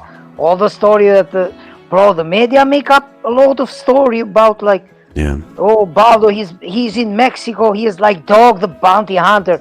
In my opinion, he is a survivalist, he has good skill, like blah blah blah blah blah blah blah blah. He's in a Apalache Trail, like I'm gonna search you, like. Yeah, exactly. Man, exactly. That was so funny. I love the dog. I love the dog element of it. I missed the dog, bro. I missed the dog. I still couldn't believe that when it's like I took a vote of the community, we all kind of agreed with you, Zimmy. Like dog's a hack and he's problematic. It's like, all right, that's the show's official stance now. He's a hack and he's problematic. Hey, thank you for the new subscriptions, Josh and Alice. Welcome, guys. And good morning, Christy. And I want to say real quick to kind of talk on what Sasquatch is saying in the chat. Look, yes, I think it was second degree. I think he absolutely was emotional after the fact. Again, we have no evidence to believe he's some kind of like mastermind, cold, callous, disassociated serial killer. He's not. He's a shit-ass person who, went too far, probably was, hella crazy about the situation, and probably, unstable until he died. I bet he killed himself in the swamp. Anyway, Murk, I'm gonna have to. Oh yeah, it's late at night for you, brother, or early in the morning. Yeah, it's 2:37 a.m. here. Yeah. Ooh, you better get some sleep, my man. Hey, thank you for joining us, Barney. Nah, anytime, bro. You know I enjoy it. Hey, absolutely, man. Hey, we enjoy having you. I'll see you tomorrow or later on this evening. Sounds good, bro. I'll talk to you in Discord and everything like that. Right on. Talk to you later, man. Bye-bye. Maybe someone sent a tip to dog that Brian was spotted in Siberia. Ooh. Damn, Merc, look at the viewer numbers. Yeah, isn't it interesting how today is turning out? You guys are the best today. I've had some really nice people rolling through. He's just a shitty abuser with an anger management problem that went too far. The fucker is not Richard Ramirez. Exactly, Zombie. He's not like some criminal man. His parents don't have, like, they're not fucking the Gotti family. Like, they're not. They called a real estate lawyer. Yeah. And that is, okay, if you look at that as a move of desperation because they assume their kid's fucking gone and dead somewhere, they've probably been saying to the feds from day one, he's probably dead, guys. Well, they did release a statement not that long ago that they think he's still alive and still in Florida. The Laundries did? Yeah. Never said anything on record. To be honest, guys, nobody gonna miss Baldo. So yeah, you know what? At one point, the lawyer did say if and when he is located. He didn't say found. He said located. He said located, and the cops have been saying this whole time there's a 50% chance we'll find him dead. But I haven't heard that area. I don't. Hey guys, what's up? Good morning, John. Okay, listen. 1981 movie called Body Heat. Ooh, good movie. William Hurt, Kathleen Turner. Well, in case there's some of you out there who don't know what I'm talking about. He's a lawyer, and he's hired by, not hired, he's seduced into killing Kathleen Turner's husband so they can be together. So he does the deed. He goes to Mickey Rourke to buy a bomb because he's an arsonist that he got off the hook. One of Mickey's earliest roles when he still looked good. Anyway, Mickey Rourke tells him, when you're out to commit a crime, counselor, there's 1,000 ways you can get caught. If you can think of 10 of them, you're a fucking genius. Okay? So he gives him that advice. He goes and does it anyway. By the end of the movie, he's in prison for murder, William Hurt is. Okay? One day he wakes up and it just dawns on him. He orders a yearbook from the school where the chick said she went, Kathleen Turner. Sure enough, by getting this yearbook, he finds out that during the course of the movie, the lady she introduced him to, a friend of hers, was actually her name, and the friend's name she has been using. So now he's set up for murder and he's in jail for life, and she's on the Orient somewhere, in the Amazon, getting a suntan and having drinks. Okay. My point for mentioning all this, okay, they got a body down there at the reserve. Okay, I'm finding it kind of crazy. They found his stuff. They've assured us it's his stuff. They haven't told us whether the body's his or not yet. Okay, so now you got this picture of the father Laundrie there going to the mail. I think he was just using an old box around the house. Yeah, it looks suspicious, but if you look at that picture of the box he's holding, it says meal plan or whatever. It's a meal kit, but it's in such a way that it looks like it was a box from something else and it was kind of bent to pack something else in. Okay. Yeah. But we can look at it. We can look at it like maybe he's taking food to the guy. Okay, fine. Okay. If you want to look at it that way. But what I'm finding interesting is that I asked you last week, what was the timeline on that Mustang?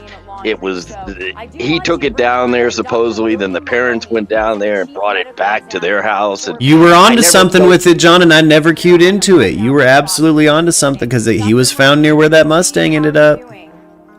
Exactly. Yeah. What I'm thinking was maybe he did himself in. I know this is a real reach, okay? I'm not a conspiracy theorist on this, but maybe he did himself in and one of the relatives took him down there and dumped him off. Oh. So that I mean, why not? I mean, yeah, you could just call the cops and you could call the paramedics or the coroner or whatever and say, yeah, he's back there in his room. He's dead. He hung himself.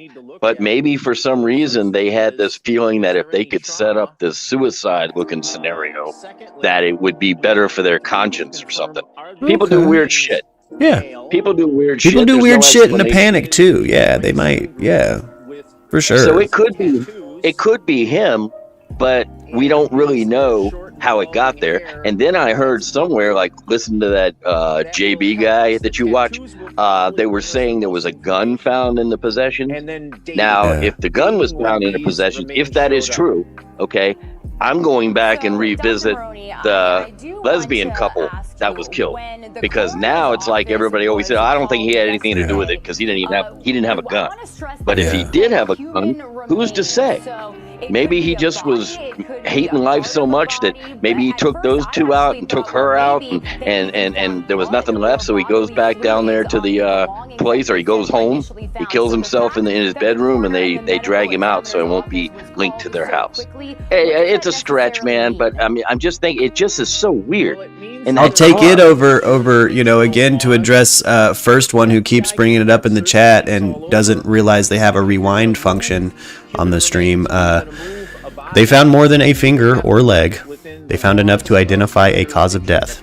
So they have at least a sternum, which you can't just walk away without. Oh, I didn't even hear this. So they've announced what they found?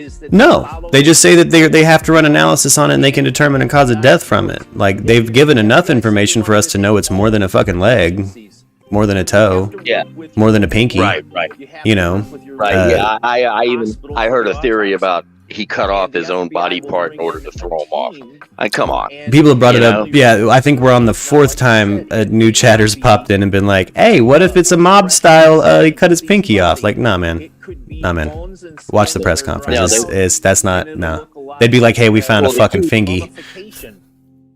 The key word there is the reports say remains. Remains, okay? That's going to be more than a toe. That's going to be more than a thumb. That's probably going to be even more than a bone. Like some of these idiots on that WFL thing, I was reading some of the chat, and people were going, yeah, but what if it's just an animal? Exactly. And I just happened to, I wrote in very respectfully. I said, I don't believe the coroner would not know the difference between an animal bone and a human bone. As a matter of fact, they could even tell you if it was a female or a male bone. So I don't think that's not an option. And these people are really stretching for theories, and they're saying, oh yeah, he cut off his own finger and left it there, so he could fake his death. Then they would be saying extremity found in the, like, Brian Laundrie's ring finger found, and they're not going to say human remains. They said partial human remains, but and then they announced that they're going to run analysis on it to determine cause of death and identity. Yeah. Yeah, and this is a body. Like hanging himself or something, it's probably going to be hard to tell that kind of evidence. But they don't need a coroner to determine how he died. I can tell you from Italy how he died. Gator get him, so don't need a coroner. Yeah, where's Johnny Riptide? Is not giving up that gator theory. Yeah. Shout out Johnny Riptide. He's been here from the jump with the Gators. First time I said Gators, probably ate him. That fucking had a bunch of Gator simps. I'm not really doing any favors for my hometown, because I'm always able to tell you some kind of story that's usually not good that happened in my hometown. But another one we had down there in Richmond was there was a successful car dealer or a lawyer or something like that, and I'll never forget his name for some reason. It was Raymond Royal. Sounds like a movie. Raymond Royal. And this guy was supposed to have been out on his boat, had an accident, and he was lost at sea, okay? But somehow they caught up with him a couple of years later, and he was, if that long, he was living elsewhere and had started a whole new, now that's not the same guy I was telling you about, like the stepfather. He killed his whole family and then started a new family in Richmond, and they caught him. That was John List. But this guy was having a lot of financial problems, and he faked his own death and left the boat out there just, it was a little boat. and left the boat just sailing around. The authorities found it and said, well, he died at sea. And they ruled it that, And he said when they caught him, he said he had just done it because he wanted to leave his family, the insurance and all that stuff. And, he got some jail time for the shit. So, food for thought. I'm just saying. Yeah. I mean, there's no insurance money to come from this, I'm sure. But there sure is peace of mind if they could get him stashed somewhere. But I honestly, I think he's dead, man. Yeah, I definitely think this body's his. I mean, how many times do you find a body just surrounded by someone else's shit? Exactly. I mean, how often do you just find another body just surrounded by someone else's shit? Like, the amount of conspiracy that it would take to fucking pull that off in front of the press and not be seen doing it is just astronomically. Another homeless person finds it. Finders keepers. Yeah, like I don't. The only thing, and you've already said this a couple of times since yesterday, you guys have all said this, but the only thing I just can't seem to get past is how in the hell the parental units were able to go right out there, right to it. Yeah, that's one of those ones that I'm still hung up on too. Like, I'm right now actually kind of scrubbing for a proper timeline because I'm getting nothing but contradicting information on how long it took him to find that backpack. Like, I'm not getting a straight answer from the press on it. And it goes back to that Mustang, okay? If they went and picked up the Mustang, according to what they're talking about remains and things, he would have probably had to have been dead in there since about the time they picked up the Mustang. That's what I think. And at the very least, that's creepy as hell to think that, I mean, for them, to think that when you went down and picked up that car, you were probably standing just a few feet away from your dead son. Mm-hmm. It's creepy. Why in the hell would you pick up the car? Yeah. That to me in and of itself has been weird from the get-go too. Never understood how that worked out. Why would you go and pick up the car? And I thought, hey, real quick, John, we got Jameson in the chat. Here's it straight from a defense attorney. Please, yep, please. Guys, again, get ready to have some cold truths like I've been dropping, which means 1, they found no head with partial remains, or he's past a 4-week stage. That's what it means when they say found partial human remains. So again, no more he cut off a finger. I'm gonna hit the shame bell on you next time. FBI said investigators found stuff, not the parents. The FBI did say that. And I've got 2 different press sources pulled up right now saying that the parents found the backpack and saying that the authorities found the backpack. Okay, let me ask one question. How long, and I'll shut up, I'll take off, but how long since that whole car pickup thing happened? In the chat, I think we're at least four weeks. Okay, because I just wanted to get an idea how long he's probably been decaying out there. That's all. Yeah. But he's been missing for at least a month. Yeah. Yeah, I think 4 weeks at least. I think that's why they're saying partial human remains is because of decomposition. Check out Jameson's link in chat for the Twitter. Mind-blowing. That shame button. Got it out of necessity. As your prime minister, people of Merksylvania, you made me get that. You made me get that. The laws we have, you guys made me make. Just so you know. It's Murkopolis. Murkopolis is way better. Denizens of Murkopolis, my Murkies, my babies. I love you all so much. It's a great silent movie. Murkopolis, that's good. But I couldn't find a sample that says, give me substance, without me screaming and making my own sample that says, give me substance with your theories. Because again, it's a Conspiracy Theory Thursday, so you guys know what that means. We're going to have special guest in studio, and we're going to do a tattered map today. And the theme outside of Brian Laundrie today is LSD. We're going to go deep on MK Ultra. You guys have had questions. We're going to go conspiracy hammer with it today. We're going to talk about the origins of LSD in the United States. Got to give you my LSD story again about war. Exactly. You got to give that to us while we got special guests here. So how we're going to do it is we're going to do 1 hour of special guests and I chatting, and then we're going to open up the lines for conversation and questions for special guests, because again, he has a wealth of knowledge into, he is Alex Jones ain't got nothing on special guests. I'll tell you right now. His Kennedy assassination shit is incredible. I mean, guys, his the Tattered Map website right now is looking insane. Nice. Isn't that just another way of saying Dark City? Yes, and that's why it's cool.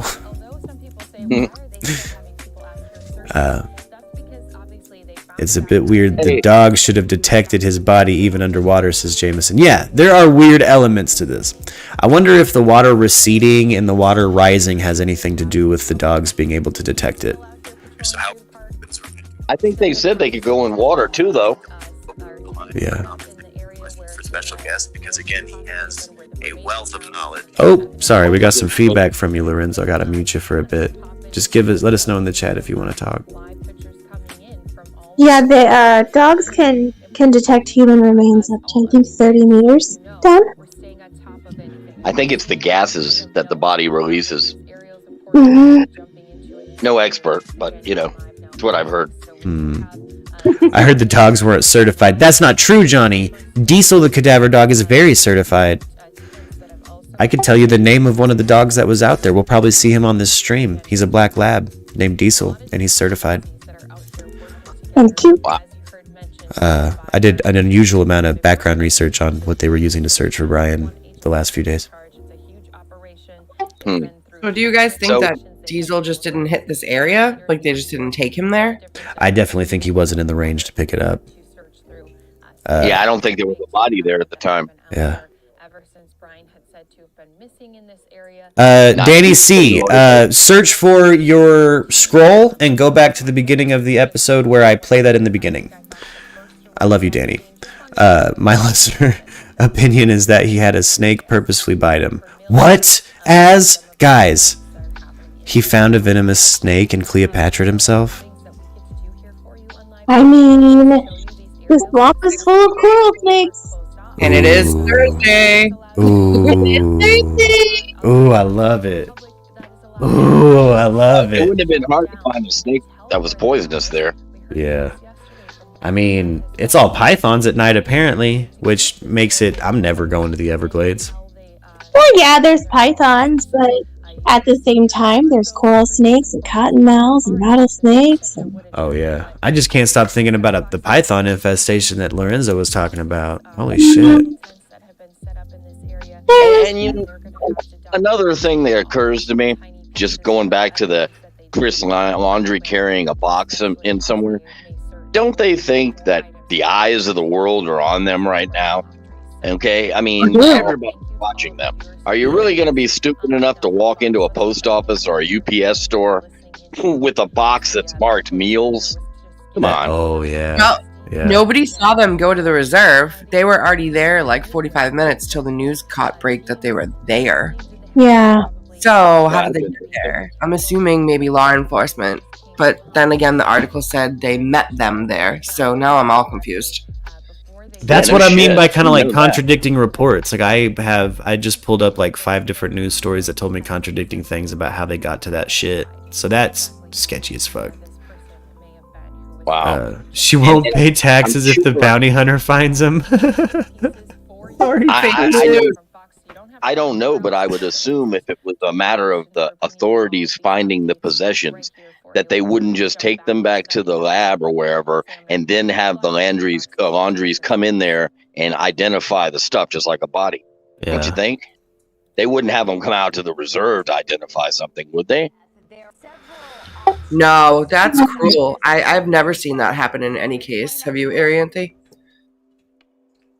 No, absolutely not. Like you said, that's cruel. That's terrible. You don't want to show the family the state of their child? Not unless they need identifying and it's in it, but that's always done at a facility in a place, and they kind of pull back a window. They do it as humane as possible, typically. If they need visual confirmation, but again, if we're talking partial remains, they're not going to need them to confirm Brian. They're going to have to use dental and stuff. They're not even going to show them the possessions down there. I think they're going to bring those back to the headquarters or wherever and have them come in and identify, is this his shirt? Yeah, that's the typical way of doing it is having them come into the coroner's office and be like, here's what we found. What do you know? Or do you know anything? The fact that they were down there to look at remains and look at anything is really, really weird. Yeah. John, they're the ones that found it. They found the stuff and brought it to the cops. Well, they pointed it out to the cops. They didn't touch it. I read an article that Dad picked up a bag because he didn't want the media to get it before him, and then he brought it. It's still on the ground under the tent in the footage. In the live stream we watched yesterday. I'll send you the link. Yeah. Yeah, I read that too, and then they told him to put it down, so he put it down. Yeah. Yes, that's crazy. Yeah. I don't know. I don't think I keep getting contradicting things. That law enforcement found it and they immediately taped this shit off, which is kind of what I saw yesterday. And then there's also like I'm getting reports that are like, they found shit, touched it, and compromised evidence, which I just don't think. I don't know. Yeah, they compromised the entire crime scene if that's the case. Yeah, I just don't think that. I don't know. Then that means they botched this thing worse than the OJ trial. Yeah. Video shows Dad picking a bag on Twitter. Okay, so you guys have a Twitter video of a guy picking up a bag. Don't make me hit the fucking button. I've looked at too many Twitter videos of fucking white men doing stuff in the woods that turn out to not be in any fucking way related. So I'm just going to need some substance behind that. Make sure, is it Brian Enton's Twitter? Is it Baby Lisa's? I'll take Baby Lisa's Twitter. But if it's a FartDick69, I don't really want their Twitter video. I don't. Well, for all of this, and no matter what, the evidence has to be logged. Yeah, the evidence has to be logged. I mean, if the kid's dead, I guess it doesn't matter if they compromise the evidence because it's not going to trial. He's just dead. They're both just dead. That's true. Unless those remains turn out to not be his. Tinfoil hat. Yeah. I got a feeling if the dad picked it up, it's probably because he saw it and thought, oh, fuck, that is Brian's. We better get it to him. Because Brian would not be around without this bag. You know what I'm saying? Like, I don't know. Maybe he did. I'm down for it. I thought you were saying Oh, yeah. Well, maybe he found it and was like, oh, shit. Kid took my pot. No. Is my pot in here? Law enforcement don't want to look stupid, so of course they will change the story and say they found it now. Says first one. They did do that in the past with this case where it was obvious that just people did something and then the cops came back and said, no, that was us. Wasn't it the Laundrie family or somebody said something? Yes. Let me ask you one more question. And, well, all of you guys. Let me ask you this. So if it turns out, I'm getting terrible feedback from somebody, but anyway, if it turns out that it is in fact Brian that he remains, would this leave the family open to any kind of legal recourse for their lack of helping? I don't think so. I think it might. I kind of agree with Sasquatch that it might be part of a deal.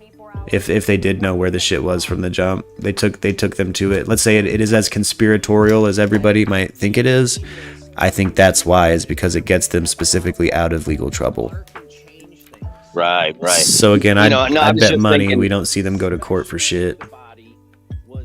I mean, let's say they did attempt to help him at some point before he was dead. Yeah. And now it's him and he's dead. Yeah. Okay. And they say that they were aiding and abetting a known fugitive. Yeah. Okay. I would figure there'd be some kind of trouble behind that. Pulls out white dry bag, but isn't the bag they're talking about a red backpack? Yeah. Yeah. What I heard. So No, what it's is this? black. What does the white dry bag matter? I've been talking about a red backpack this whole time with a notebook in it. No, the mom was wearing a red backpack while she was.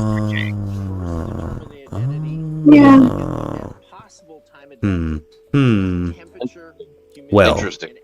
Again, I wanna see it. I don't know why it wouldn't be on the news streams. Whose Twitter is it on? Who's got that scoop?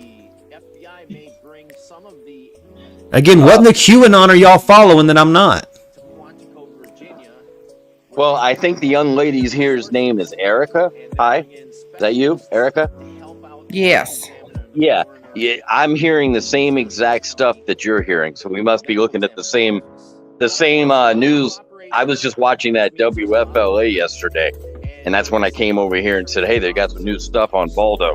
Yeah. And it sounds like from what you're saying, it's the same information. You're getting your stuff from the same similar sources, because I heard about the bag too, and I heard that she was wearing a red bag or something. See, I'd heard from you guys that she was wearing a red bag, but I swear I must have misread some CNN fucking stupid ass report on it about a red bag then. But I'm on Brian Enton's Twitter right now. And the notebook apparently was sealed in plastic, maybe. Hope so. That way they can get an easier reading of it. Yeah. You know, they were keeping it from getting damp. I mean, even if he did, again, I still don't think that's an indictment of guilt or conspiracy. I'm just trying to find it on like Brian Enton's or JB's or Baby Lisa. Those are the Twitters I've been keeping up with when it comes to... Oh, Aunt Molly, but she doesn't have a Twitter. She's on Instagram. And obviously they're going to be able to tell the condition of the items as to whether they were freshly put there or whether they'd been there for a while, just like the body part. Yeah. Ooh. Can't be charged with aiding and abetting.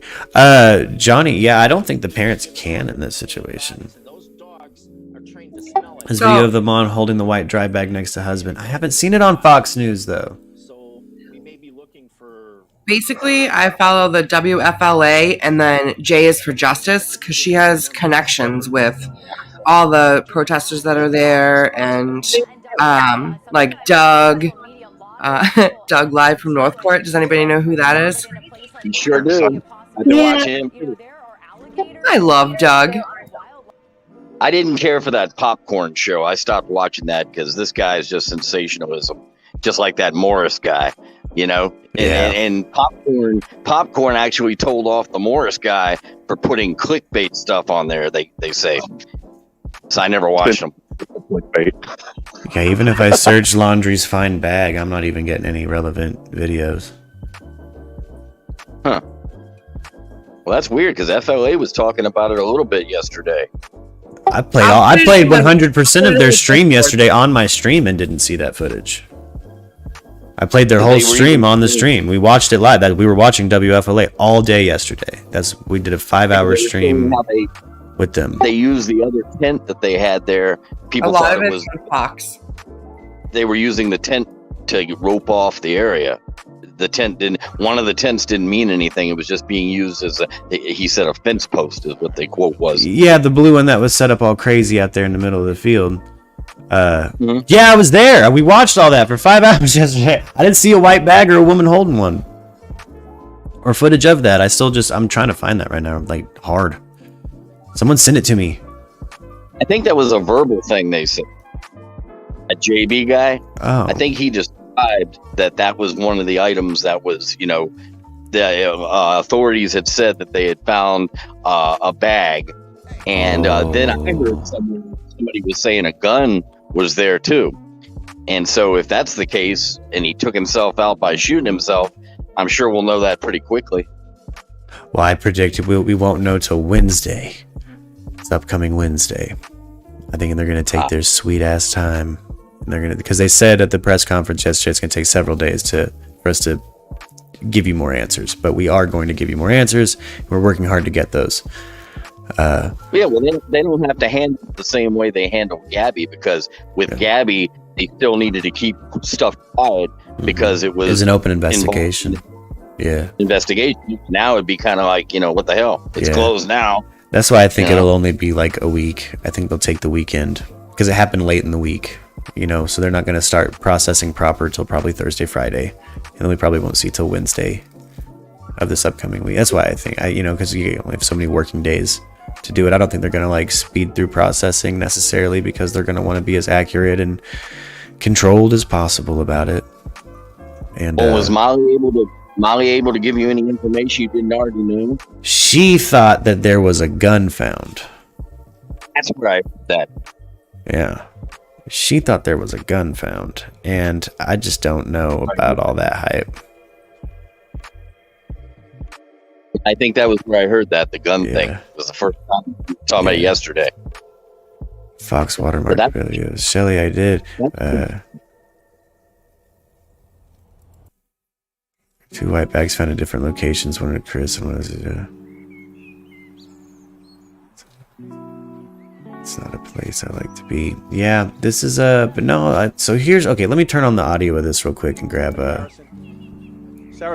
stuff to grab a puff real quick. The FBI and all law enforcement agencies. Smoke them if you got them, guys. We're 2 hours This is deep. my first time being here. We have deployed Chief Garrison and I little have been audio in to constant this. contact since the beginning of the incident. We deployed assets immediately, resources. Mark, I sent it to you in the text deputies. chat.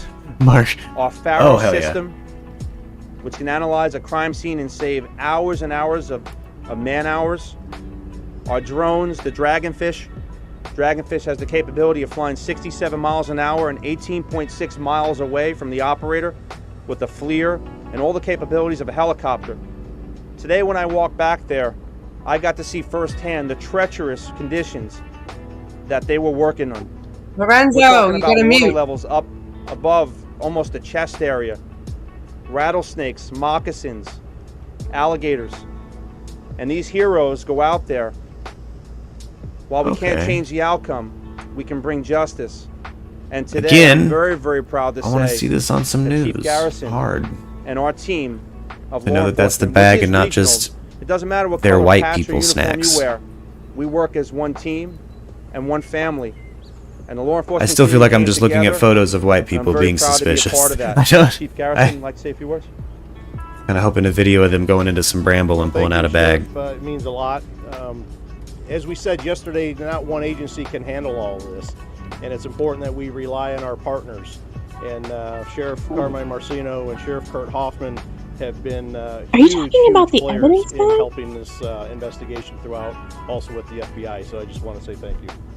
Thank you. You know, it's challenging times. I know everybody wants to know exactly what's going on every second possible. All of America's watching, okay?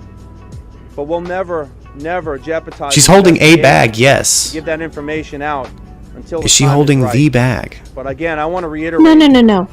Or am I just looking at white people holding business we're in, things? law Again, enforcement. Things change a by the picture second, of by the with minute. no. These are very, very difficult conditions. I mean, you're searching in areas that you just. I'm trying to can't find walk the up clip where and Roberta's look. It's not holding like you're black searching a house backpack. or a car. These areas are huge, and they're covered by water.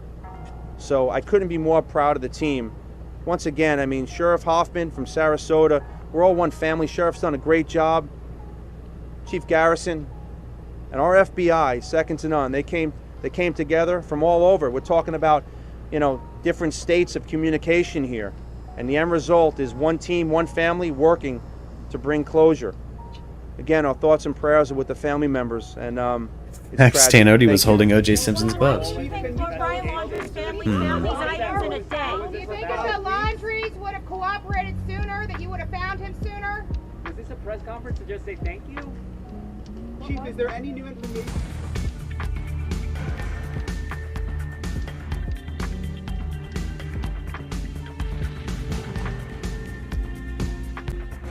Stand by for contact. Brace yourselves. What would you do if you went down out here? The police were holding the bag, not her, is what someone said in the chat. I don't know, man. I don't know. Again, I stay away from until it's,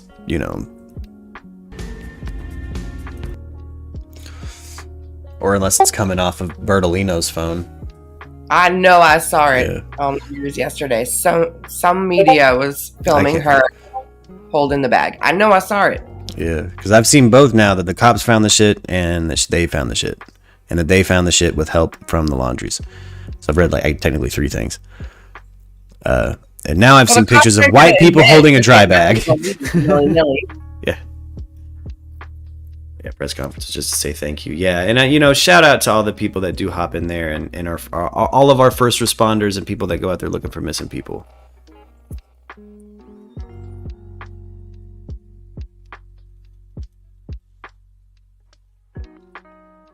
Y'all motherfucking heroes.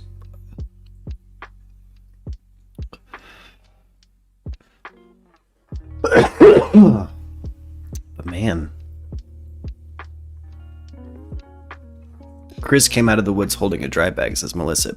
All right, again, I believe He you. did, and Ali posted the video in the text channel. Okay, hell yes. I was like, I believe you, but somebody, please, send it to me. I just want to see it. Because again, I've also seen Brian Laundrie tweaking his nipples in Tulum, Mexico, and we know he was dead in a swamp. So I just The quote of the day. The quote of the day is, "I've never seen a body surrounded by other people's shit." I've never seen a dead body. Yeah, it's surrounded by other people's shit. They're gonna dress the body in his clothes. Yes. God, I wish I was sitting right now. Allie found it in Discord. I got it right here. This is from okay, good. This is from Nana put this to Brian Enton's Twitter. It's her zooming up on Fox News. Again, this is just white people walking. Okay, now here's him going in. Here's someone going into a bramble. Let's get this bitch full screen. Alright, I see a male with a white shirt in a bramble. As promised. Hell yeah. This is so far the sandwich I ordered.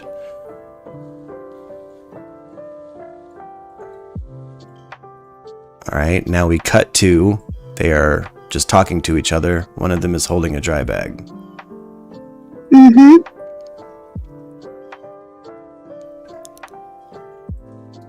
Yep, and there's the red backpack. Are we sure that's related? Is Nana's mad as he double L? Okay, I see here. Nana mad as hell. Is Nana mad as hell reliable? Here you can see them touching the white bag without gloves, says Iona. Layla on Twitter says, "What the fuck?" Let's see. All right, here.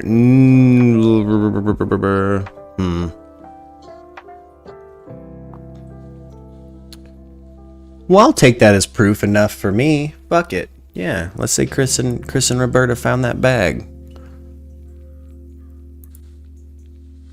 Well, surely if they didn't find it that way, the cops wouldn't have handed it to them to walk around in the dirt with. Well, it also doesn't mean that bag's not just full of fucking snacks or homeless people pooping. Well, he didn't walk in with it.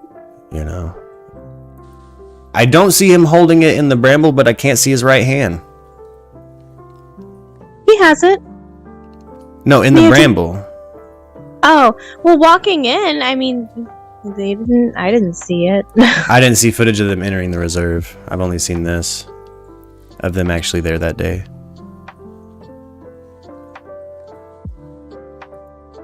What sucks is you kind of have to dig around to kind of piece together their movements after media gets there, because there was so many people that came in that started rolling at different times. Yeah. Okay, well, I'll tell you guys right now, that dry bag ain't fitting in that red backpack. I'll be right back. I gotta go get my pumpkin spice latte. So she didn't ditch that shit there for sure. Yeah, well, it's a roll-up. If you look at it, I have one similar to this. It actually, where the clips are on top.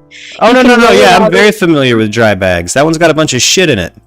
That red bag that little pullover over her back would have been bursting. We would have noticed that shit. That shit would have been speculative. That's what everyone would be talking about. Like, she obviously took something out of it. We'd be seeing photo comparisons of her entering the park, her after leaving the park. Molly Golightly be screaming like, "I'm not gonna pay taxes if they don't search her bag." You better fucking believe, for sure. Like, look at the size of that shit. Sure, but the dry bag could have been filled afterwards. With what? That's silly. Nah, I think he definitely found it out here in this bramble. I mean, I believe that. But I mean, if it was full of just snacks, why is it A, so dirty, and B, why did the LE take it and walk away? They're taking everything that they find that's physical out there. So they took the laundry snacks? Dude, they were taking monster cans. No, dog with a monster can. But they're taking everything. They set up tents just to look at where somebody had set up a small fire and took a poopy. Like, they, they're gonna run everything through processing, especially if the family says, hey, we think this might have been Brian's. Again, I think that's what he's doing here. He found something that he thought might have been Brian's. He probably recognized that dry bag, picked it up, and gave it to the cops. But again, maybe they're sitting there talking like, hey, you think this is his shit? Merc, she had someone place it there some other time. All right. I don't think they planted it. I think they found it now. So you guys got me there. I've changed my mind on, like, I see it. I see him finding it in this bramble, like you guys say. He's got the red backpack on. He definitely found that evidence and touched it. So for sure. But I don't think it was planted. I think he found it really fucking quick. I don't know. That's not the look of a dude who's going to a specific spot. That's a dude who's fucking in some bramble because he saw something from the trail. Was like, what's that whiteness? What's that? What the hell are you gonna see from the trail? Look at how bush, like, oh. Yeah, no, plastic. I've seen plastic from that far away on a trail. Oh, show. I see trash all the time on a trail. Go out of my way to pick it up. See homeless people throw that Faygo bottle way the fuck off. I've easily gone, like, well out of my way to pick up, like, some old Faygo bottles or beer cans. You know what I mean? Just because fuck that. I don't like litter. And it's a pretty big item. It looks like he opened it up and checked it out, too. I'll even give y'all, he rifled through it. Like, I'm watching this video, I see it. I bet you he found that bitch rolled up tight and then opened it up like, is this Brian's shit? But I think investigators would want him to do that. They're going to want to know if they think it's his or not, you know?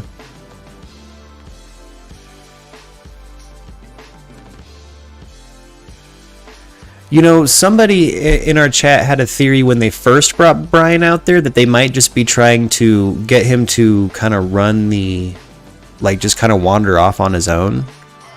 Just to kind of see where his brain would naturally take him. And see if they couldn't pick up on something. So, I don't know. Like, I put a lot into parent intuition. And so I definitely think they found this shit. And definitely touched it. And definitely... I think that's suspicious, but it's also, I don't know, Arianthe, if it would have been a situation where you found that bag, I would believe you had found it naturally, with just an intuitive sense, like you just happened to be checking a place that you didn't think before, and then it just, bam, you found it. I don't know, I would believe that. If I walk down a trail and my kid's been missing and I've made no attempt to find him beforehand, until now. But you did.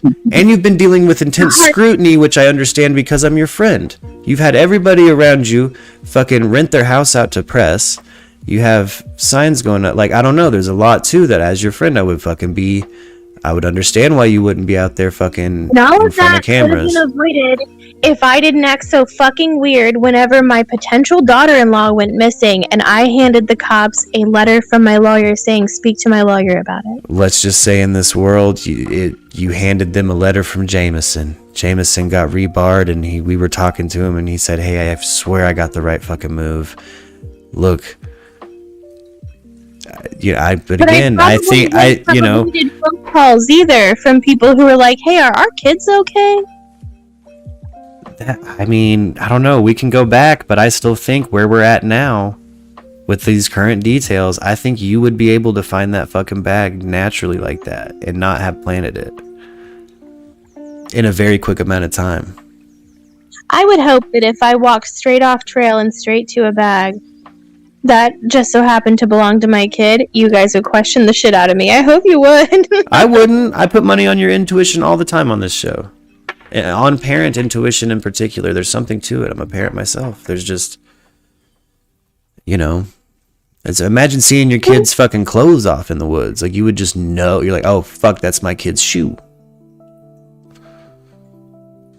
you know, that dude kind of is hitting that bramble in this video like, oh shit. Is that his fucking dry bag?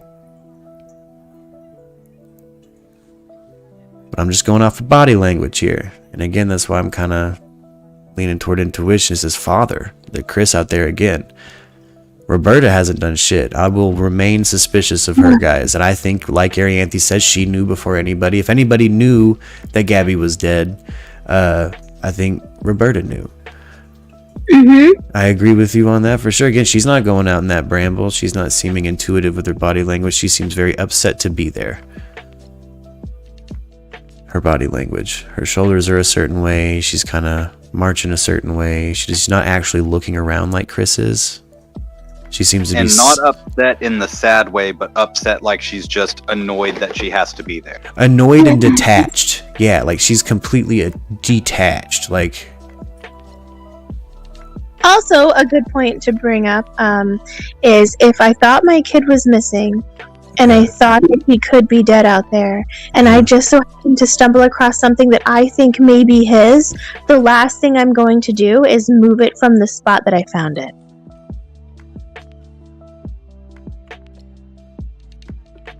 In a fresh search, I wouldn't. This far deep, as dire as you might feel, I might, especially if the cops tell you, hey, we need you to identify it anyway. Yeah, but to be done in a lab setting after the scene had already been processed. Like, there's just variables I don't think you're taking into account when you're putting yourself in those shoes.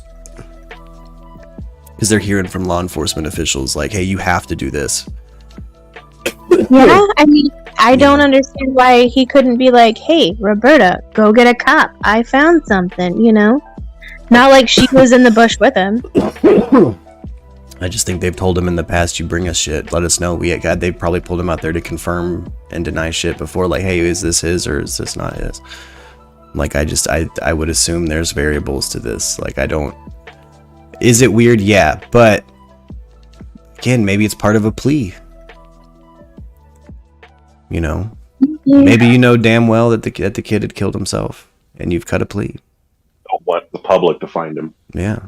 And while no, you, Arianthe, can't do that, I'm just asking you to put yourself in that position. I would still, as your friend, even if you did end up in that position, while we all know you wouldn't do every step that takes you to this position, if you were there, I would give you this credit when it comes to like finding this piece of evidence, for sure.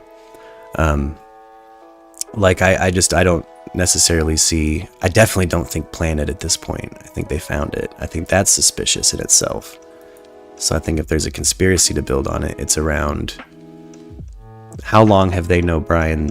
How long did they know Brian had been out there, like potentially dead, and how long have the authorities known that?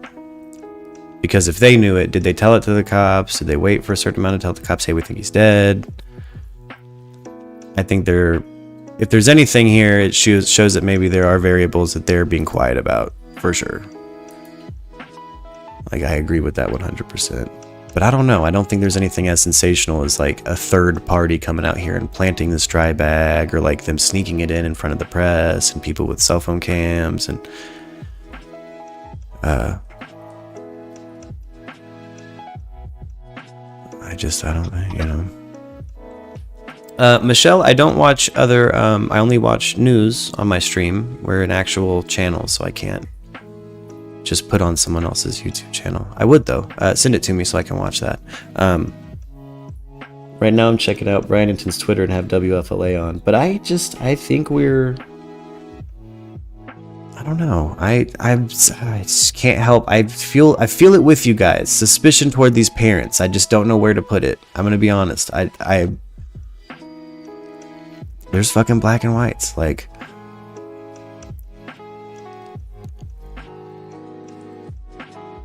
it wouldn't be the first time in a search that the parents of the person that you're searching for grab an item and bring it to the cops, though.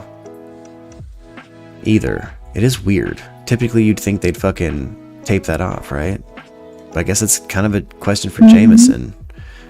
That might just be in the movies. Again, I know for a fact, like in there's been plenty of times parents have brought, like in the West Memphis 3, there were pieces of evidence that the parents picked up and brought while they were out searching the woods for more bullshit evidence or like a weapon or whatever. So I know it's happened, but I don't. Wouldn't you think like they would say, okay, you can search, but please don't touch anything? Or like, wouldn't they brief them a little bit? No. I mean, well, yes, but I think they probably told them specifically to bring it to them. Like, tell us where you found it, but like, bring it to us. Like, let us know it's his. Fuck it at this point. I mean, probably at this point. I mean, the first time they stayed with Chris and they were out there for 3 hours on like, on golf carts, or, you know, on the little John Deere rigs. So, I don't know, man. Like, I heard where they found the body was the same place they told the police to search. Yeah, see, I heard that that's what I've read, was the police found the body because they said, yeah, check out the Miss Mayahatchee fucking spot. The specific entrance. Does seem late in the game to think that. My initial reaction was, well, maybe it was like keys in your fucking pocket. And you're like, where are my keys? Oh, they're in my pocket. But, you know, them walking right to this fucking bag is weird. I mean, do you think... Someone brought up earlier, you know, if I have my keys and they're in the house and I search everywhere and then I go in and I find them, well, that one's a little different. You don't have the entire neighborhood searching for your keys and then you walk in and go right to them. And even if you did, I think we would assume that A, you knew where they were, or B, you put them there, because the whole neighborhood's been in your house looking, you know? Yeah, but this was underwater. And it was a specific entrance that, I don't know, like maybe because I thought that they were narrowing down like searches based on evidence, but I guess they were narrowing down searches based on where the parents said to go. And if the dog missed it, that tells me they didn't even look there. And it was underwater, so they just kind of passed by it. Yeah. Like they just kind of, but why would you not? I don't know. Again, list, you have, what's it called? It's an actual psychological phenomenon. You get front-loaded. You can't, you forget the most important piece of information until you're fucking right in bed. It happens to everybody. And it can happen in situations like this. Suspicious, yes, but it happens to people. Weird, but they had already searched the Mayahatchee is the thing, like that. So I mean, that does kind of blow my shit out of the water. Like they did already search there, so it's the Laundries already did say this spot. I don't know why what prompted them to return though. I hear what you're saying, Arianthi, and I think just what I'm saying is it's also possible they just coincidentally went there. So I think it's possible both ways, and we just have to wait for more info. I have a really hard time believing in coincidences. I think that's where I'm getting fucked up. Things can happen.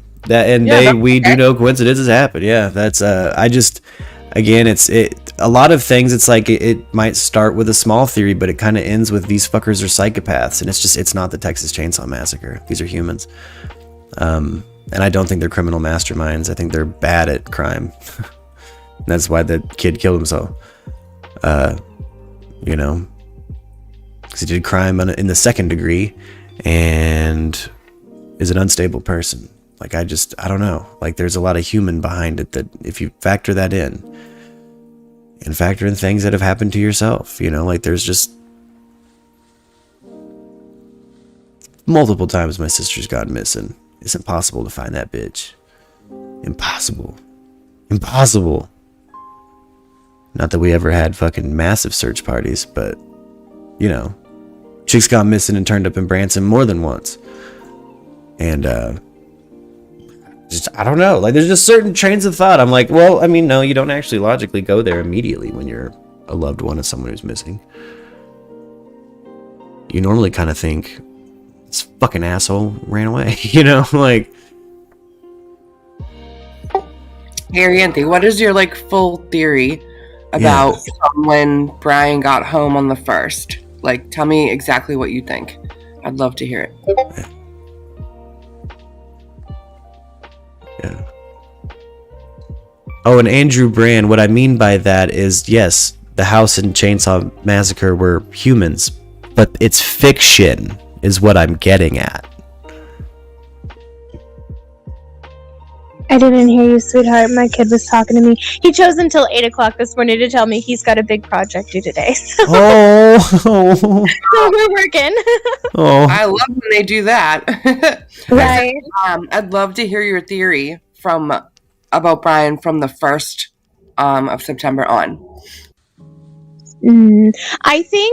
I think Murk is right. I don't think that he went home and they went, "Oh my God, where's Gabby? Did you kill her?" I don't think that happened at all. Because as a parent, I definitely wouldn't think that. But I think that after phone calls and text messages started coming in from all 4 of Gabby's parents, Yeah. all 4, and they went completely unanswered, I think at that point Roberta knew. Do you think Brian had gone missing by then? Yes. Like from their eyes, you know what I mean? Like she also didn't know where Brian was genuinely. No, I think he went missing right after their camping trip. I think he was gone by that point. But didn't the text happen after that camping trip? No. When was the camping trip? No, the texts and stuff were happening for a little more than a week before they actually called to report her missing. Well, I know that, because I know they filed on the 11th, and it was like the 5th that they started texting. Yeah. When was the camping trip? It was around the 6th. I got a feeling by the 11th Brian was dead, and we'll know that here soon. I wonder if he was texting while they were camping. But didn't Joe Petito show up at the door at one point? I don't know. I had heard that, but I don't think I had ever heard that confirmed. Yeah, I had never heard that confirmed, and if I heard that happened well after the 11th, if it did. I wouldn't be shocked. Yeah. I mean, if it was me as a parent, I would be kicking that fucking door down. Like, we're gonna talk. Where's your fucking kid? Was the 6th, 7th, and 8th. Sorry, I'm making a little timeline on a piece of paper here. As we talk about it. 7th and 8th. And then they were texting and calling, 6th, 7th, 8th, 9th, 10th, and then by the 11th, they were like, "We're gonna call the police," and then they called the police. I wonder what the date was that the parents found out Brian was home.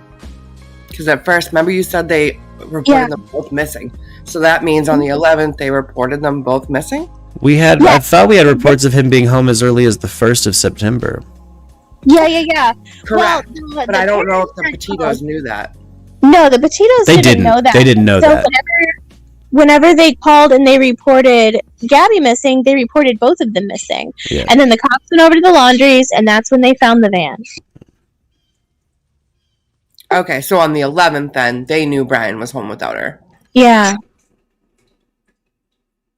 At least a roundabout right there. 11th, 12th, somewhere in there. I think by the 11th, Brian was in the woods dead. You think so? I think we're going to know that for sure. Not a single police officer has put their eyes on Brian. Not a single one. Yeah, they didn't. I think that when he disappeared somewhere between the 8th and the 11th, the family fucking freaked and got a hold of their attorney. Mm-hmm. And by the time the police show up on the 11th or 12th, they already have their attorney thing there. Yeah, maybe. They went and got the car? Yeah, I can't get over that. If the cops were saying it was about to be impounded, if they didn't, they probably did.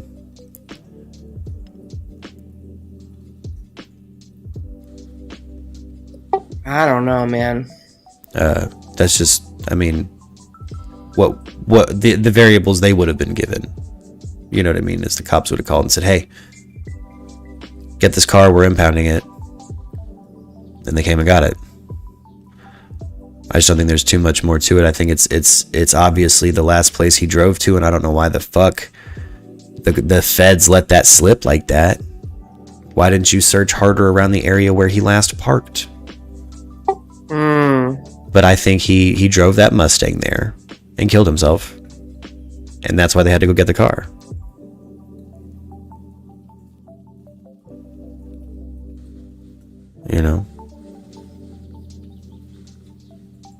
Well, at this point, when you reached why not report him missing, and people are asking it when he disappears between the 8th and the 11th, it's because it's already a shit show.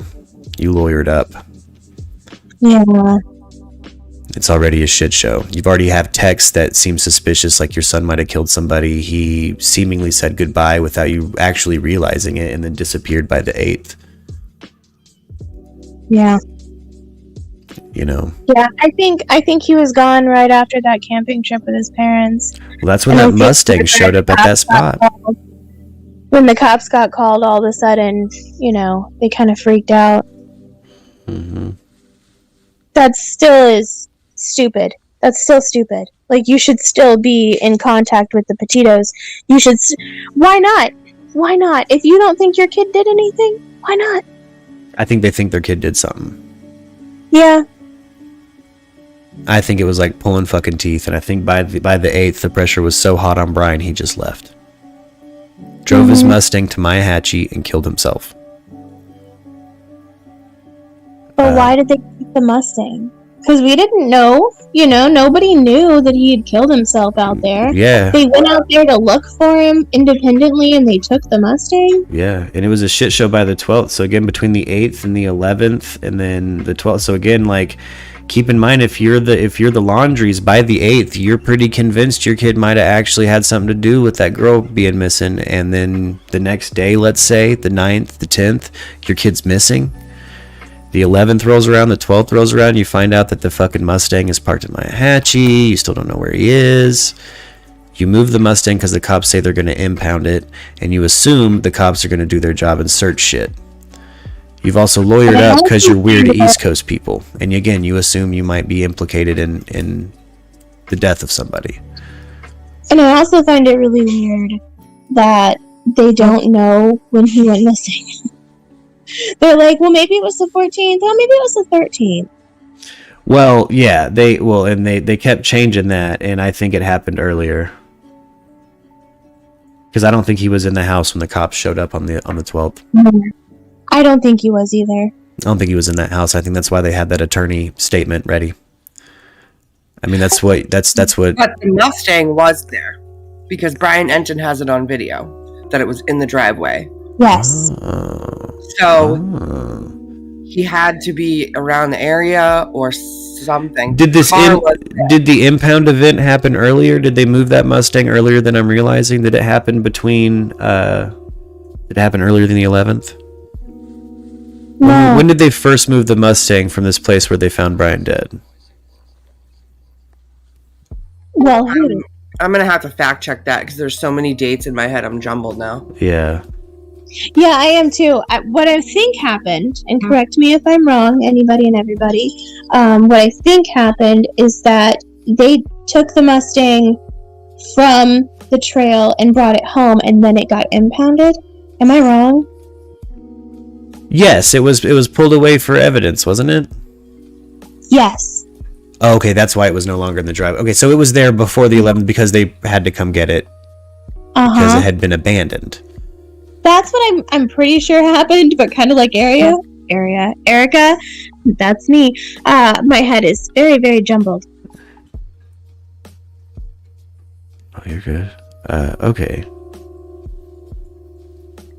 So the 2nd, the 3rd, and the 4th, somewhere between, okay, basically the 8th and the 11th, they would have had to have moved that Mustang back from that entrance. And so I can't get over. I just think that wherever his death happened, it was between the 8th and the 11th of September. It says, this article is dated September 19th. It says, police confirmed today that Brian's Ford Mustang was picked up by the Laundrie family at the Carlton Reserve. Brian's car was at the Laundrie's house Friday night when police arrived. Northport police also say it is possible Brian could have hurt himself. Ooh. So he was at the house well after the press got there. Right? September 19th? Fuck, wasn't that place already surrounded by then? A week before September 19th. So what the 12th, the 11th. Yeah, so that fits up with our timeline. Excuse me. That fits up with our timeline. They would have had to bring the car fucking back. Yeah. By the 12th, the 13th, or the 14th. Yeah, fuck. But Brian Enton, he posted a video like the very first day the case broke and the car was still there. The Mustang was there. Then the next day they found out Brian wasn't in the house. Yeah, but that was after they had already moved the, because let's see, he got there, what, the 13th or the 14th. So they would have already had the Mustang moved back from from a week before the 19th. Or he would have been showing up right as it got there.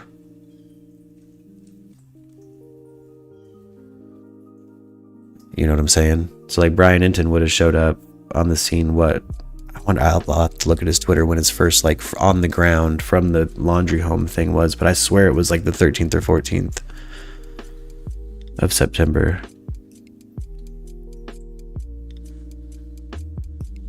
And then yeah, by the 19th, and by the end of September, it was a shit show. Yo, Merc, the Mustang ticket was dated September 14th. Ooh, the police ticketed the Mustang because it was left there. Okay, so they moved it back after the 14th. Okay, that's when it's ticketed. So then still fits up a week before the 19th. Still gives that space between the 8th and the 11th for him to go there and leave it derelict. Yeah, this all fits up on our timeline, I think. Mm-hmm. Like when you write this down, there's kind of a clear hole in which he obviously left and killed himself, and I think it's somewhere between the 8th and the 11th of September. He left that car there. It was there for a few days, ticketed the 14th. They moved it back. Brian Enton got there probably right as the fucking Mustang is there for the first time. It gets taken off for FBI evidence, which makes our Mustang timeline confusing. But now we have it laid out in relation to Brian driving himself to the scene of his death. Hey, my YouTube is a little behind what you're talking about at the moment, but I was just at the point where we were talking about spotting the bag through the brambles you were talking about. Oh yeah, I finally got the video. Yeah. Okay. Well, looking at that, I had one brainstorm, and unfortunately, just as fast as if I was smoking weed, I can't remember for the life of me what it was. But I do know this much. My wife was speeding past a yard sale one time. Oh. She was speeding by, and I was looking out the window, and I swear it had to be over 50 feet away. But I spotted a stack of board games, and one of those games was actually a very valuable model kit of Mr. Spock. Oh, shit. So I said, turn around. And she's going, what? I said, I got to go in there. So I ended up getting the kit for $1, okay? But the point is, I actually spotted it from that distance. Now, of course, I know what I'm looking for. If you don't know what you're looking for, maybe it'd be different. But yeah, I mean, I could see how you could, spot something in the woods, but I just don't see how all those people looking around, nobody found it before. Yeah. I agree. It's weird. I don't think it's planted. I just don't think it was planted there. Maybe he knew the specifics of like where to go then, like I'll ride that maybe it's a plea deal or they are being sketchy about this bag, but like I just don't think it was planted. I remember what my amazing theory was. Just sitting here, I'm working on a robot from Lost in Space. I'll show it to you later. But anyway, so I'm sitting there and I'm watching the point you were at the time, and I'm thinking, okay, what if either their lawyer or some other shiesty lawyer said, no offense, Jameson, but anyway, maybe a shiesty lawyer said, you got to save face in this. You got to jump out in front of this thing. The best way for you to do damage control would be if you show your full participation by finding something that belonged to him. Okay, now that doesn't explain the body parts, but it could explain how the possessions were found. Yeah. Okay. Mm-hmm. Okay. In other words, for them to look good, they have to produce something like this. Okay. Now I like that, John. Then again, you're talking about if they had done something like that, the stuff would have been in better shape than it should have been in for being out there all that time. Maybe Brian left a suicide note behind and they ditched it out there well before, but they would have had to have done it maybe when they went and picked up the Mustang on the 14th. Yeah, see, that the car, I keep going back to the car, like I said earlier. Yeah, we just ran down a timeline that you'll catch up to in YouTube, John, and there's a lot to that Mustang's movement that I should have paid a lot more attention to, but I've actually wrote down a timeline here because, boy, were you onto something with that. Well, I feel like Columbo, and I'm like, something still bothers me here. Intuition was right about it. That Yeah. car has bothered me since day one. Not day one, but since it started being talked about, and since it was first reported that they went down there and picked it up. Right off the bat, I said, "Why would you take the guy's only means of transportation?" Yeah, but exactly. what if they already knew he wasn't going to be needing it anymore?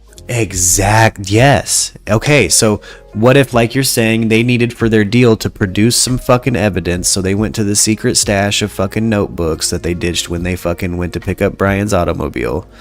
But yeah, like I think you're right. It's kind of like a Columbo thing. Like, it doesn't sit right with you, but you're fucking 100%. If you trace the movement of that Mustang, you can trace it to when Brian probably killed himself, probably between the 8th and 11th of September. And you just explained how stuff could be in the condition it needs to be in if it's been down there ever since then. Yes. Yeah. Okay. All right. Yeah. I found Brian Denton's tweet, and it says, FBI confirmed the Mustang. Hold on. FBI confirmation of the Mustang being at the Laundrie residence on Wednesday, September 15th. We now believe Brian left to hike in the preserve Monday, September 13th. And then Brian Denton arrived Tuesday, September 14th, and it wasn't in the driveway. So they think he left Monday the 13th. Oh. They think Brian was there and left the 13th to go hike. Okay. And I trust Brian Denton. He doesn't post anything I do too. that he doesn't fact check. He's normally the Twitter I pull up to kind of see eyes on the ground. Shout out Brian Denton. This would still fit into your scenario. It does. And mine.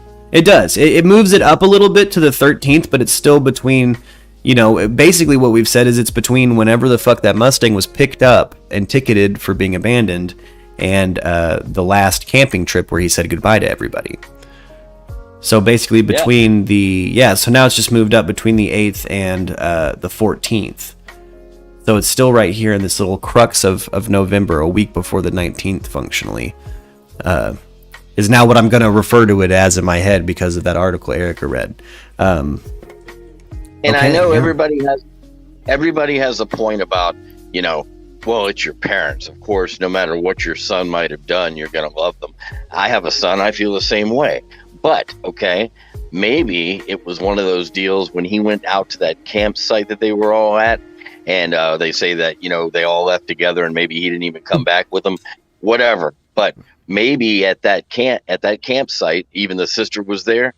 Maybe they were delusional or they were trying, fool themselves.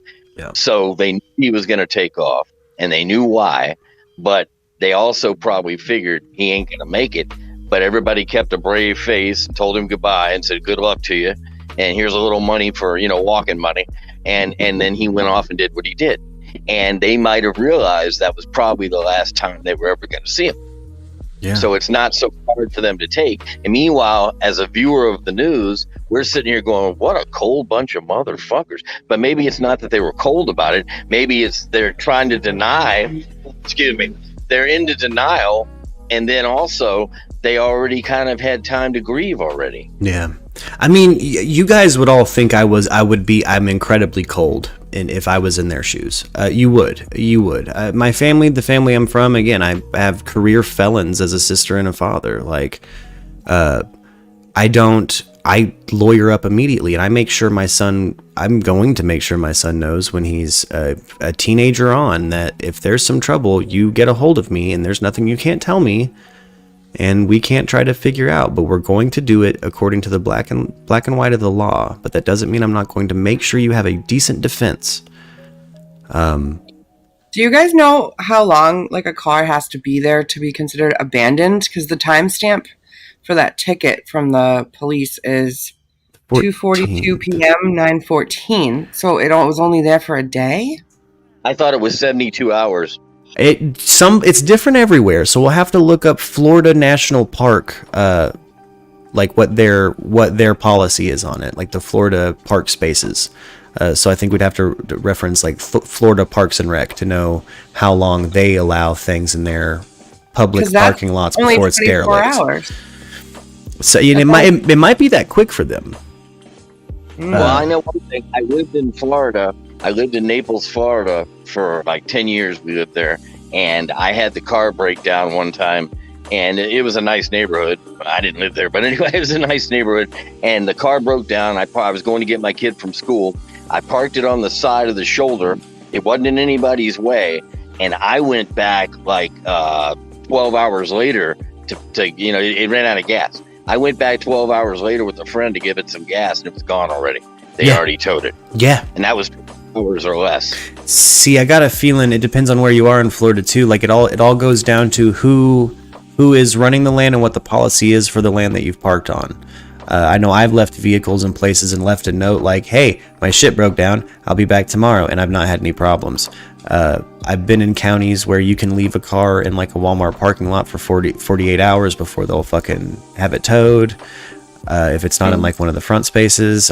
But I've also been in Walmart parking lots where it's a different policy where it's like, bitch, if this is here for fucking 2 shifts, you're out. So I think it all kind of depends on. 24 hours doesn't seem weird to me, but and I even had a rag tied on mine. Yeah, see, it could have been to keep in mind that they're getting reports about this Mustang endlessly from like citizens and press. Like, hey, there's a Mustang here. Hey, there's a Mustang here. Hey, there's all day. So the cops are probably going to prioritize getting that one fucking gone. Now, hey, I have a question for you. Did we find out as viewers? Were we told about the Mustang after they were already missing Gabby, or was that before anything came up? That was after the Mustang. I thought was after Gabby was missing, so she was reported missing on the 11th. The Mustang is ticketed on the 14th, and they start really talking about it on the 13th. Gotcha. Because the 13th, Brian Inton reports that the Mustang left, and they suspect Brian Inton has gone hiking. Or not Brian Inton. Right. Brian Inton has suspected Brian Laundrie has gone hiking. Sorry. So yeah, somewhere between. It all fits in that conspiracy theory about. Yeah. The car. I wonder where's the car now. I mean, I'm sure they've had done a complete sweep of it by now, right? The Mustang, yeah, I think so. I don't know what the federal authorities still have or what's back at the Laundrie residence, because I've been trying to not pay too much attention to their house anymore, just out of my own courtesy. I, again, personally don't think. I try to give them the human benefit until something is brought to court at this point, because, again, like, people are thinking these motherfuckers are reptile shapeshifters, and just... As a Jew who is constantly grinding something creative, I get accused of being fucking hooked up or fucking involved, you know what I mean? Or like coming from something not earned what I have. Like, I don't know. There's a certain level of like sympathy I have for them being put in the public eye the way they have. No, I get you. I'm just basing my thoughts about the car going back to the Casey Anthony deal, and how one of the major points of discussion in the case was about how, her car was somewhere, and somebody testified, one of the parents even said that it smelled like something died in the trunk, and that they claimed it was just a bag of trash. And so they did the fiber analysis and said they found fibers that could have belonged to the kid and Kaylee, and then it but nothing else came to that. You could functionally build a timeline around that car where you could speculate that Kaylee was in the fucking car for a period of time on camera at that house. Right. While there was press coverage. Yeah. No, absolutely. Absolutely. That's a good point, John. Always pay attention to the automobiles. It's something I'll overlook sometimes, just because of the amount of fucking information that comes out sometimes about every little detail of these motherfuckers' lives. But that Mustang was relevant as shit. That is how he got to where he died. Yeah, and just the fact that they came and took it back almost seems like because they knew he wasn't going to need it anymore. Yeah. Just so. Yeah, they had 5 days from that notice to come get it, but they got it relatively quickly, right? Okay, so they got ticketed the 14th, but they had till like the 19th to get it. Yeah, that's what Florida law says. Okay, so they just took care of it quick because they're not trying to keep the shit show rolling on that car. They weren't even thinking when they did that. I bet they weren't even thinking Brian's probably dead out there when they fucking moved that car. I probably wouldn't. I don't know if I got the call like, fuck this shitheel kid. Yeah, they probably figured, he parked in a spot you're not allowed to park overnight. Yeah. Ooh. Yeah. And if they were sent that notice and then they said, shit, now we got to go get the car. He's fucked up again. But being the difference is they also by then know that he has a fiance that's turned up missing. Okay.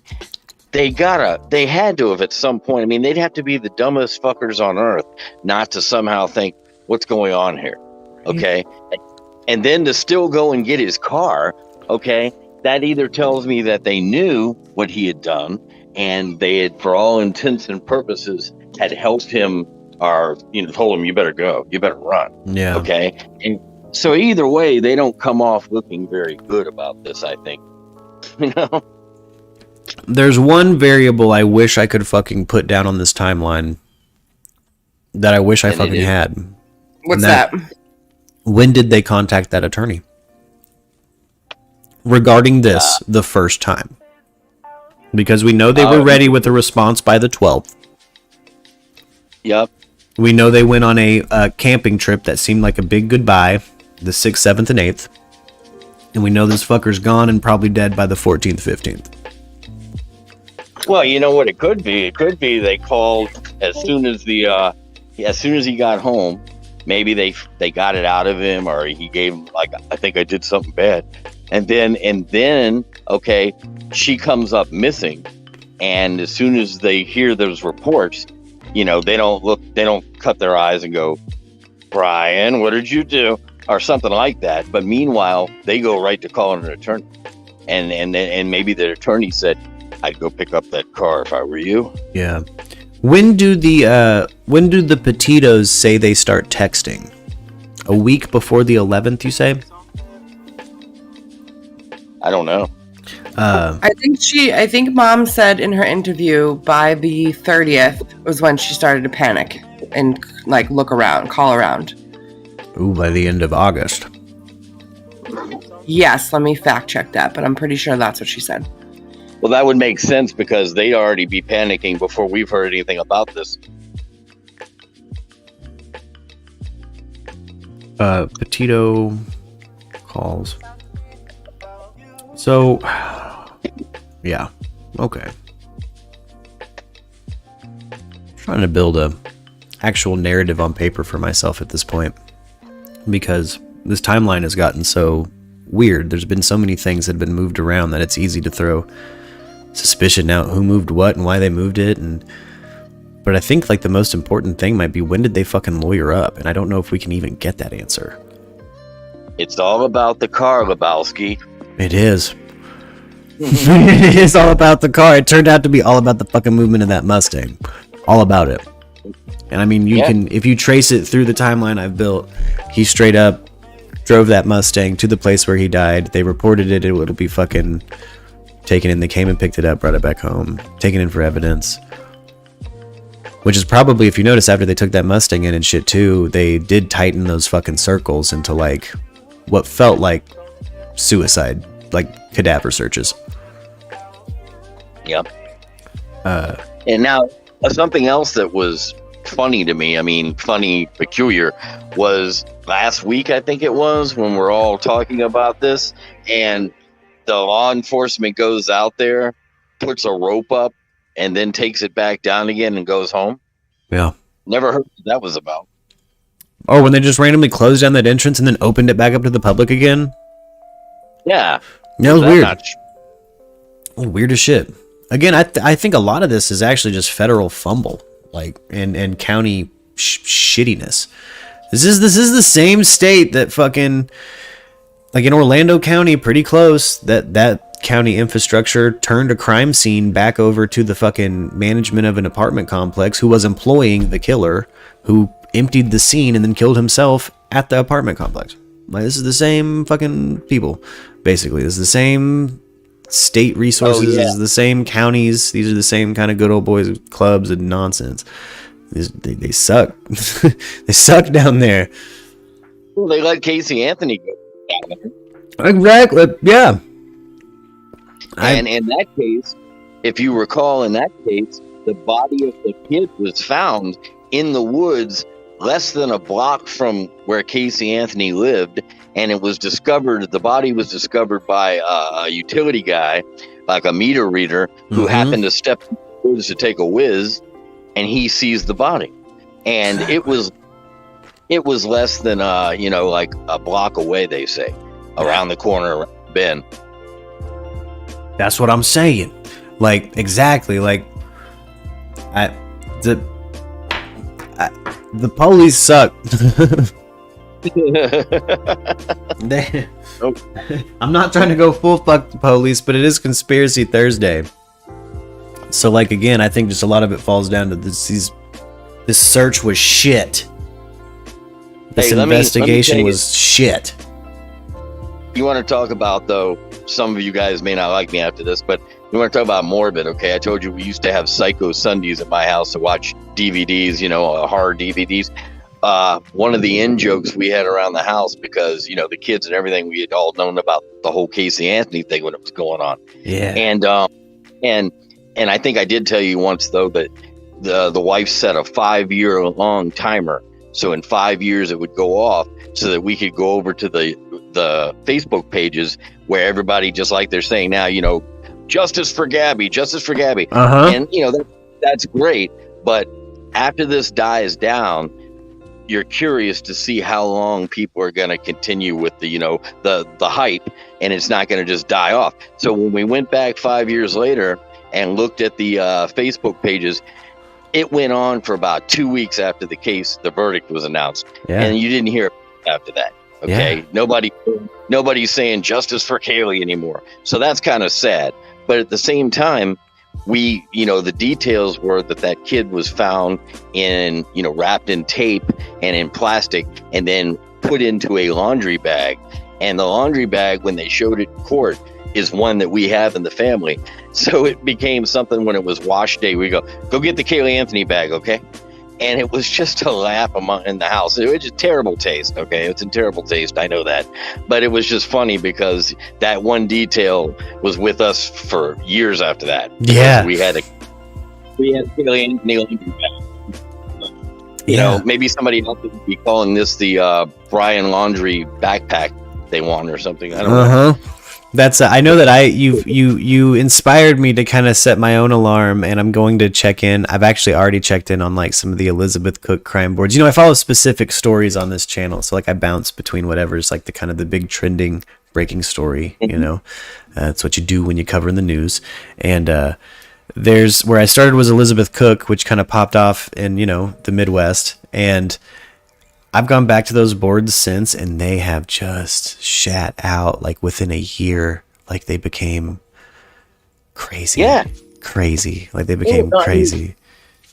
It's terrible. It sounds really cynical to say this, but the wife really did this. She said it for 5 years to the date after they announced the verdict. And I mean, these people were protesting outside of the courthouse, and they were protesting in front of Casey Anthony's parents' house. Same thing they're doing now. Mm-hmm. And they were going, justice for Kaylee, justice for Kaylee. And they created like 5 different Facebook pages, 4 or 5. And they were all about justice. And they showed this cute little picture of Kaylee, and it's so stupid. But exactly 2 weeks after it was all said and done, that's when you saw that nobody was going back to that page. Okay, nobody was going there anymore. The last post had been 2 weeks after the verdict. And it's just sad how fickle people are. By then, they moved on to the next thing. Which is a shame. Let's see if I can find this. She says she posted WFLA's timeline. Let me pull this up.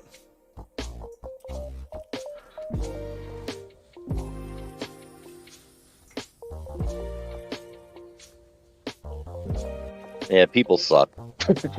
Yeah, their timeline doesn't talk about. Laundrie was not named. Yeah, this timeline doesn't mention anything about like the earliest that they started reaching out to the Petitos. It says that they started reaching out to the Laundries for help. The Petitos did like the 14th. Yeah, interesting. Yeah, and now then here in the chat, somebody said that they started texting for help around the 11th, which again, you know, if they would have started around the 30th, which I don't think they did, because they said they waited 10 days. Yes, it was the 10th and 11th that they like tried to get a hold of people, and then Joe said, "All right, well, I'm calling the cops then." So maybe that's when they lawyered up. I don't know. I think it is, because on our current timeline, we have them going camping the 6th, 7th, and 8th. It seems like a goodbye by the 10th and the 11th. The mom would have been like, "Wait, what the fuck? That's not a breakup." And then Brian's gone by the 13th. And then the car is ticketed the 14th. Yeah, so that fits pretty good. That's a pretty solid timeline. But if we find out that it is in fact his remains, which 99% positive that's where it's going to be. Oh yeah. If we find out that that's his remains, okay, this will mean, to me, it will mean that this whole thing has gone by, and him having never been considered anything more than a person of interest and being accused of using her credit cards and stuff. Okay. Mm-hmm. So I'm wondering in the far future, if anybody should ever go back and write a book about this or, you know, just historically, I wonder if they'll ever sum it up that he was the killer.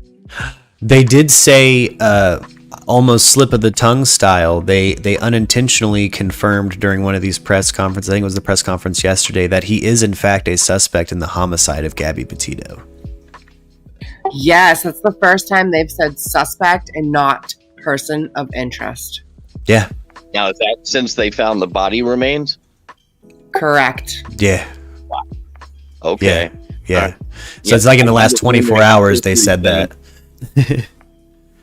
Wow. I didn't know that. Say, okay. Because I just curious to see how the future is going to look back on this. And, you know, because I mean, look, we still have the unsolved case of that guy who played Superman, George Reeves. And, you know, some people say it was suicide, but the gun was underneath of his body. How was that possible? Oh, yeah. Some people say it was a pissed off girlfriend, you know, and he was messing around with a girl who was a girlfriend of some mobsters, and that might have been what got killed. Some people say she did it herself. And so, you know, nobody, and to this day, nobody really knows. So they say, you know, unsubstantiated, you know, so you know, hypothetically, allegedly, this, that, and the other. You know, there's been plenty of cases like that. We never knew who killed the Black Dahlia, you know, from the 30s. That chick that was found in the field cut in half, okay, in 1937, I think it was. Okay, yeah, we just have those weird books from that guy who wants to insist it's his dad. Have you read those books? There's these books by this guy who just insists that the Black Dahlia murders were committed by his dad. Oh, yeah. Yeah, because they said he was a failed medical student who would have known how to cut somebody like that. Yeah. But they say the same thing about Jack the Ripper. Yeah. That he was a surgeon or something, you know? And that stuff's fascinating, man. That case has always boggled me. Mm-hmm. Look, Jack the Ripper? Black Dahlia. No, Black Dahlia. Jack the Ripper. That's cool, too. But there's not as much mystery behind it, like... No, this one's more interesting because it's within, you know, recent history, sort of. Yeah. And it's American, okay? Yeah. And they actually found more than one person done the same way, which is weird. Yeah. Drained of all their blood, you know, surgically had the vagina removed.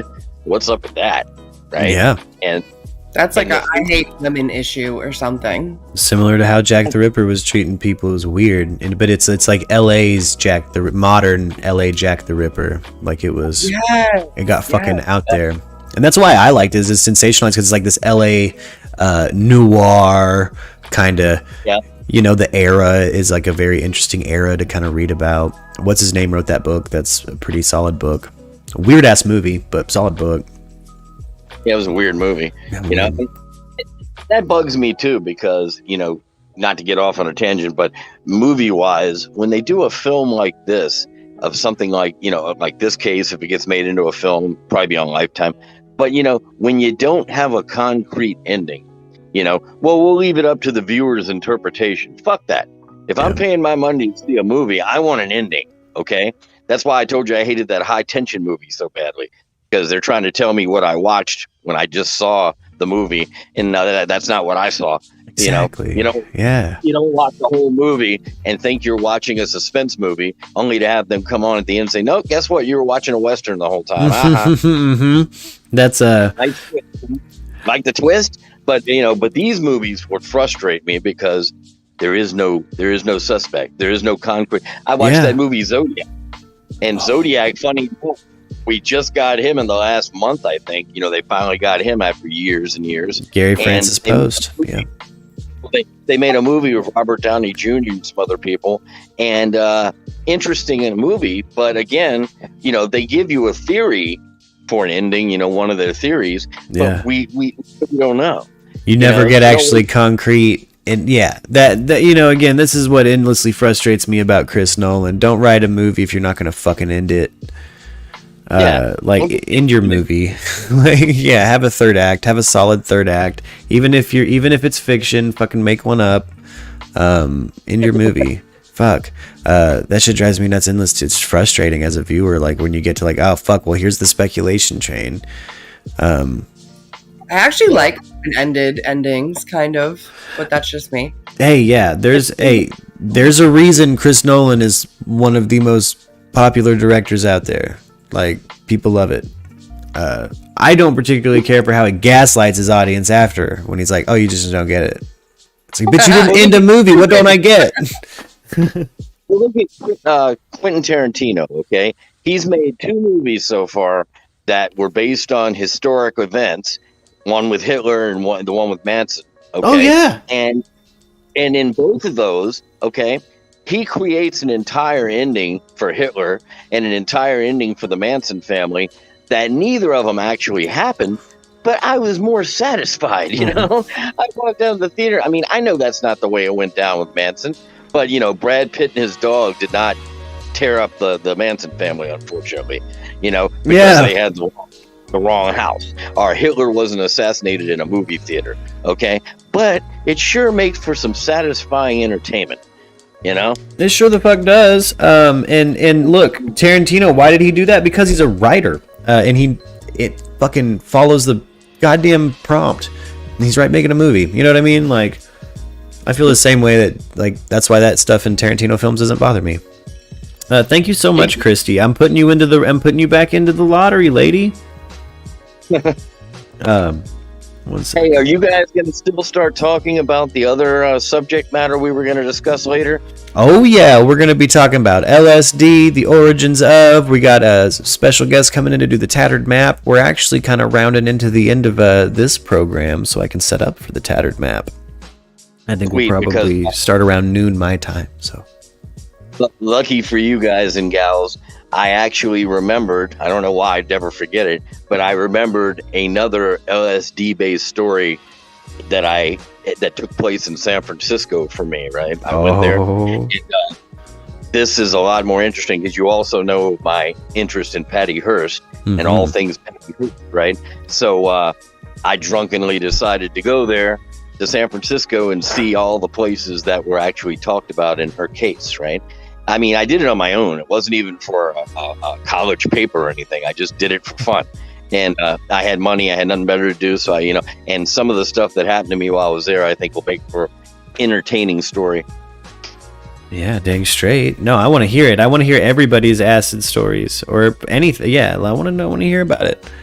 I was a psychonaut as a as a teenager. I'm touring the country and ripping it, man. I only have one very boring acid story, so we'll probably skip me. Oh, well, I still might want to hear it. Man. You never know. It could be interesting as shit. Absolutely. I just like telling long stories that are, have some funny elements to them. That's all. Yeah. I've got funny ones. I've been fortunate enough that most of the time. Sorry, I probably seem distracted. I'm getting all of our lottery players, all of our merch lottery people in the written down onto just a proper list. I had you guys kind of scattered out there for a second this morning. Boom. But so far in the lottery, we've got Christy, Erica, Shelly, Unicorn. I love you guys. We're getting there. We hit 50, we're going to draw a new name, baby. But hey, listen, Mark, I really would like to send you some cash because you deserve it, man. No, but, not from you, John. I'm financially embarrassed right now, man. No, don't. You got to know, brother, and don't be embarrassed by it. Don't know. It's absolutely, again, at some point we're going to be having a super lottery, and I think your name's going to be in it anyway, John, and I bet you there's no Murky out there that would disagree with that sentiment. John, you contribute just by hopping on and talking with everybody. You're the heart of the show, in my opinion. You see how rough things are, man. I was even selling plasma, I've been there. Like I told you, I was running game on BioLife. I fucking sold a lot of plasma. I know exactly the position you're in, and hey, again, I couldn't be more proud of you for the position you're in, by the way. Well, hey, I was working at a Sonic restaurant, and the next thing you know, a lot of guys came down with COVID. I woke up. I mean, guys around here. So I woke up one morning and I felt like dog shit, And I said, "Oh no, do I have it?" And even some of the people in charge were dropping with the COVID. Right? Nobody died, but they were really sick. So I said, "Shit, I better go get tested." So I felt like shit. I called up my job and I said, "Listen, this is a few months back. I said, I think I might have COVID. I'm going to go get a test." They said, "Well, yeah, you can't come back to work till you have a test." Okay, so I said, "Sure." So at that point, I was able to get a test like in 3 days, and I went back to them and everything was cool. Went back to work. Okay, so I went and had the vaccination after that, just to be on the safe side. And I've got my second too. So anyway, so I wake up a week after getting the vaccination. And they say that sometimes you could wake up the next day and feel like shit, almost like you have it, because the vaccine might do that to you. But all I woke up with the next day was a sore arm. But a week out after that, I felt like I couldn't even taste anything. I'm like, oh shit. So I told the people around here, and they said, well, you got to call your job. So I called my job. I said, listen, I know I had a test a couple weeks ago and I was okay. I got the vaccine, but now I feel like shit again. I can't taste anything. And they said, well, go get another test and, let us know. So I called around, and this time, instead of being 3 days before I could get a test, it was about 7 days before I'd be able to, because since then they'd had another spike, and this was all at the end of August, right? So I called back the job. I said, listen, the soonest I can get a test is like 7 days from now. And they said, man, you should be able to walk in and get a test and let us know. I said, yeah, that's no problem. It's just they don't have an opening for me to go to the walk-in place and, do it. I'm sorry. And they said, well, we're going to have to let you go. And so I feel like I have a reason. A few people told me, man, maybe you've got a right to, make us think about that, because during this COVID, they're not supposed to treat you like that. But I never said anything about it. I just went off and I started looking for something else, and that's what I'm doing now. I'm still looking for something else. And so meanwhile, I get broken, and you see all the models I'm building. But trust me, I had those in my wife's garage for some of them for years. Yeah, you're knocking out some projects that you've had stashed back. Hey, I also lost a job because of COVID and my limitations. I have an autoimmune disease, so I can't get vaccinated. And now I can't really find anything near me that's worth the money, because there's a vaccine mandate in my state. And if an employer employs over 100 people here, they require proof of vaccination. And I haven't been approved yet. Okay, I get you. And so I'm not going to take it till my doctor says I can take it. I don't want to run the risk of dropping back down to super, super, super unhealthy everything again. I had dropped down to like some pretty unhealthy weight and had been really sick because of my autoimmune disease. So I don't want to do that again. In Massachusetts. Oh, go ahead. All right. No, I'm sorry. I was just going to say the capper was the second go round, I didn't have COVID either. I was negative, but by then I'd already lost the job. So that's all. You're so funny, John. I was scared. At first, I kind of just went with it until my doctor was like, quarantine, bitch, and my job didn't like that. Yeah. Well, in Massachusetts, I got bumped up on the list if you have like health issues or whatnot, and I have kidney disease, so I got bumped up to the second set of people that could get it. So word. I was very grateful for that. Yeah. No, that's cool. But so I didn't have any symptoms from, as far as I know, from the actual vaccine. Although some people try to tell me that it could be as late as a week later you could get sick from the vaccine. But I don't know. All I know is that I felt like shit for like 2 days. And, just in case, I went and got tested again as soon as I could. And again, I was negative. So as far as I know, I've never had it. But I got the vaccine, but I wasn't good enough. So away I went. It took me at least a couple days before I felt any of the negative effects from the vaccine. So if that makes you feel any better. Okay, good. Yeah. That's crazy. And I felt like every symptom they ever described, I felt like I had it, but it was only for like 2 days. I was coughing, runny nose, couldn't taste anything, sore throat, all of the above. And then it just went away. Yeah. Same. But mine was like exactly 12 hours. Like it came and then it went. It was after the second shot, though, not the first one. Well, mine was in between, So, yeah, it just was weird. But anyway, it cost me the job. So here I sit, That sucks. That's so unfair. Hey, I'm here with you. I'm here with you. My ex told me she didn't want to send my crap to me until we knew I was, and I don't blame her, until I knew I was stable and had a place to do it and everything. So once I showed her that, I said, look, I've got this place I'm living and everything's good. So they started sending me all my crap back. So that's what you guys are looking at when you look at my models. It's a bunch of them. I had one piece since I was 8 years old. Holy shit. Yeah. That's it really was that. Cool. A big dinosaur model, man. I have a picture of me when I was only 8 years old, and he was molded in red, but I've since then painted him a little more realistic green, But anyway, I digress. But yeah, so that fucked me up, and that's why I don't have any money. So I would love to contribute to you, man. Oh, well, you do a lot already, and we are scheming ways to actually maybe get you a little something. So don't you worry about it. Don't you worry about it. And I just want you to know that your presence is infinitely appreciated on this channel by all of us. Lux and I in particular love talking to you. Like we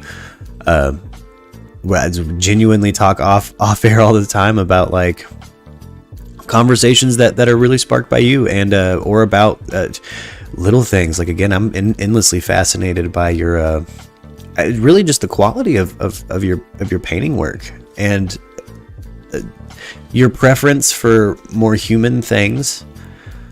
Things that have flaws to them, like you prefer to paint interesting things, which I find is a really endearing quality in you. That's I know people that do models that it's all mechanical. Yeah, and I understand that, but I can't even sketch something mechanical because it requires too many exact measurements. We went over. I just can't do it. But like face or a monster face or anything, there's no two that are exactly alike. And and then my real fun goes in like if I'm researching the colors of a Frankenstein. Okay, you'll hear a lot of people give their explanation and their opinion. He should be greenish or he should be this. If I can't find out what the actual character in the movie, the coloring, because it's black and white, I will go and research to the ends of the earth. And if I find a lot of opinions that sway one way or the other, I go with that. A lot of people say that in the movies, Karloff was filmed in a bluish makeup. And there is some surviving color home movie from a later sequel that Karloff played Frankenstein. I think it was called Son of Frankenstein. Yes. And he did some test footage. You can see it on YouTube with the makeup guy, Jack Pierce. And he's, it's the one where he's wearing the big fur vest. You see him in a lot. Yeah. And he's pretending to be choking the makeup guy. And that whole thing was shot by his wife, and it's in color. And that shows kind of a blue-green type of color. Yeah. But that doesn't mean, but that was 10 years after the first film. Exactly. So that doesn't colors they used in the first movie. So, you know, I like to be screen accurate when Damn possible. straight. That's what I kind of like about your Karloff, that Frankenstein you're working on. Like, it's I don't know. There's something endearing to me too about, like, there's this, I think it's McFarlane Toys that has a run of Batman black and white, and it's done to look like from the panels of Batman black and white, which there's no coloring. So it's, you know, it has this, but it's fucking, the way they do it is so fucking cool. Like, I also prefer screen accuracy or like panel accuracy. Like, I don't have it anymore. I sold it, but I had this resin model of the model Betty Page from the 50s, you know? Oh, yeah. And she's kind of a cult figure. And it's one called Jungle Betty. And she's wearing a leopard skin, you know, one-piece bathing. And she's sitting on a rock with a leopard is next to her. Yeah, not a leopard, a cheetah or something like that is sitting next to her. And since most of the pictures of her are in black and white anyway, I did that. Was the first time I ever did an entire kit in just grayscale, you know. And it went pretty well, man. I liked it, you know. Plus I had a lot of source material because of all these photos of her, including that one of her in real life, and they were all shot in black and white. So I just mixed up the colors according to what I was looking at, and it turned out great. But you know, I usually find that kind of a drag, but she really worked out nice. The rest of them I give color to, you know, and if I can't find any official, you know, categoric, you know, version, then I usually just try to use logic. You know, he's a guy, he's been dead for 6 months, he's gonna be this color, you know, that kind of thing. I've seen some really interesting, like, miniatures and stuff like that where people are really flexing their their imagination on it, and I love that too, especially when you're using like an established character to kind of flex that imagination. I always love shit like that.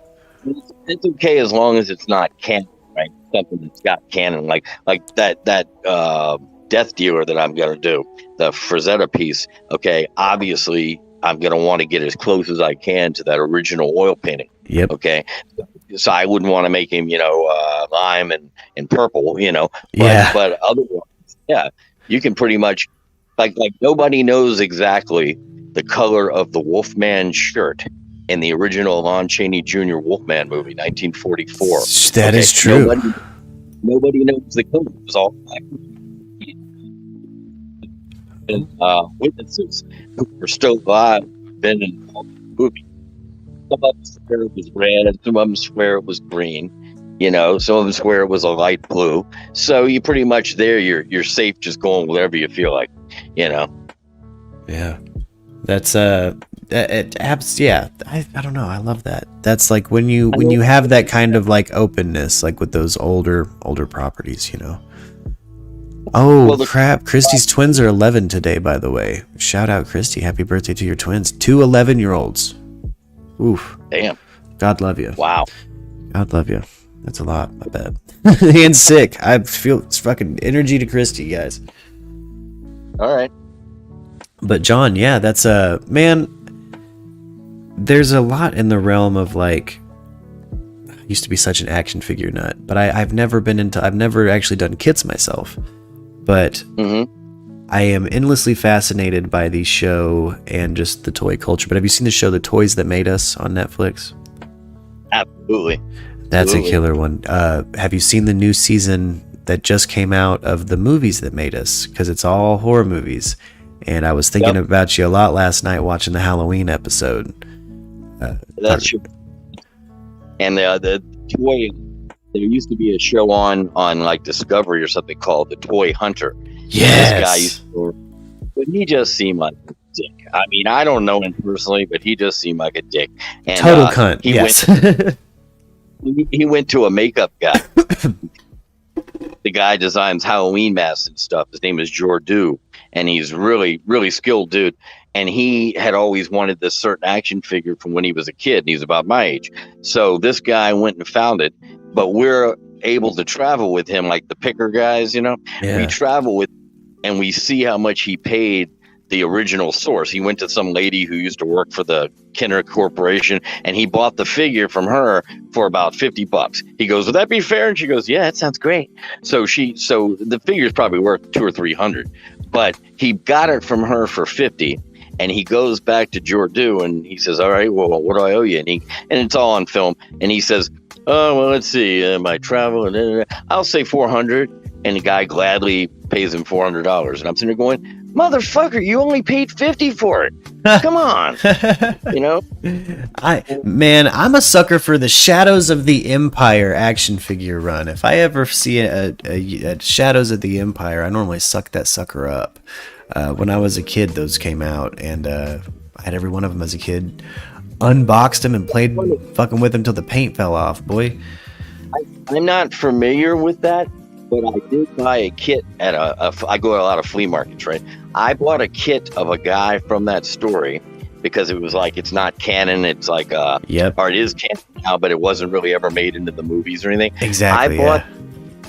I bought this character. Maybe you know who it is. It was a vinyl kit of a blue guy with like a mustache, and I don't know. I think he was called General somebody or something, right? And he was Thrawn, Grand Admiral Thrawn. Yeah, that's him. Yeah. That's him. Yeah. And he, you know, he reminded me of Sinestro from the Green Lantern. Yeah, yeah. Oh, I love Thrawn in the books, in the extended lore, in the cartoons now, and now they've made him canon. Ahsoka Tano says in the last season of The Mandalorian, "Where's your boss? Where's Thrawn?" And that's massive for us Star Wars fans. Like, fuck, we're gonna get a live action Thrawn. Fuck yeah. I built him not knowing shit about him, so I had all I could go by was the pictures on the box, you know, and I looked on the internet. There was a few drawings, and I didn't realize he had ever really been portrayed in live action yet, you know. So I did all right on him, you know, but I do stuff like that all the time. I mean, it's just something about painting human features or creature features that is just different than trying to paint a spaceship, you know. But I've been over that. So I'm going to disappear.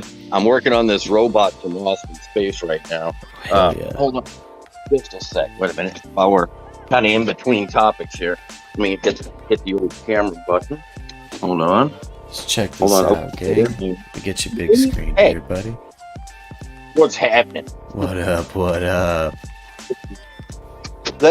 Now this one is nothing really to show you of note yet. So this is the B9 robot directions, okay? And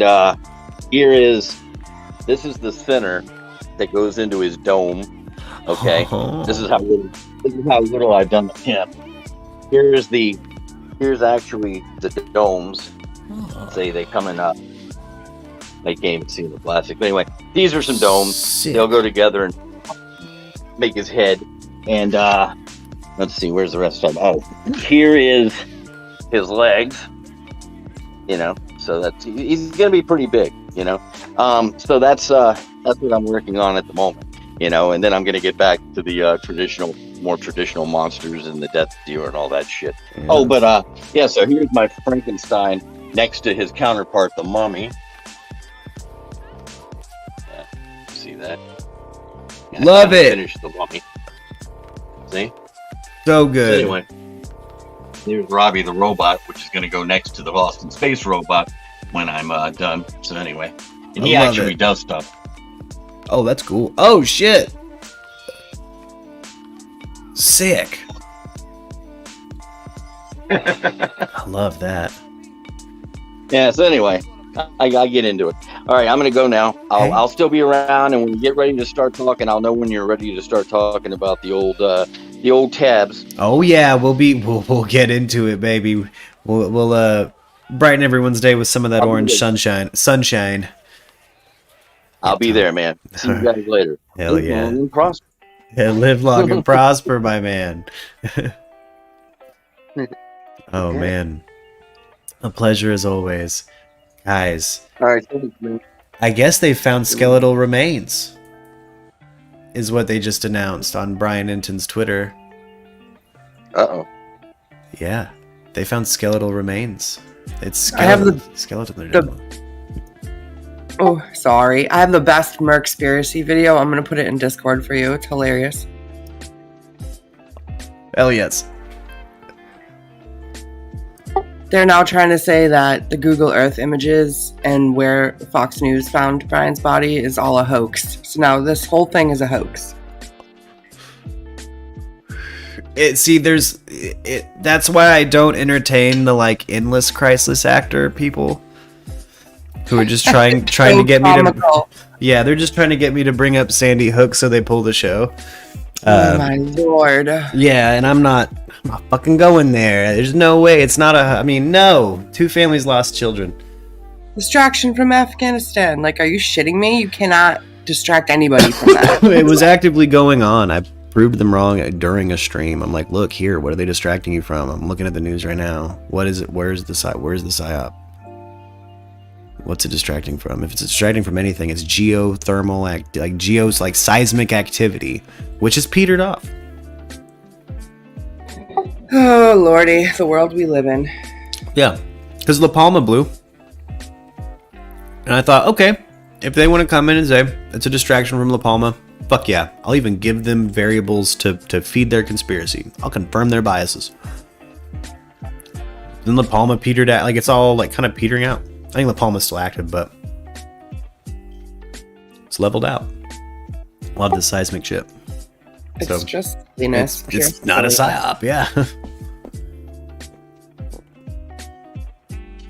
I don't think we waste time and resources on a distraction. Yeah, I don't think so either. Oh, thank you, Marty Wolf.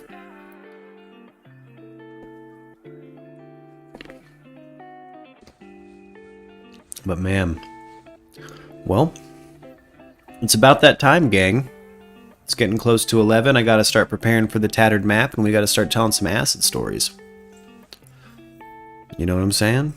If you have any experience with LSD or you like conspiracy theory, stay tuned for the tattered map. Probably go live around noon. And it's a 2-hour program.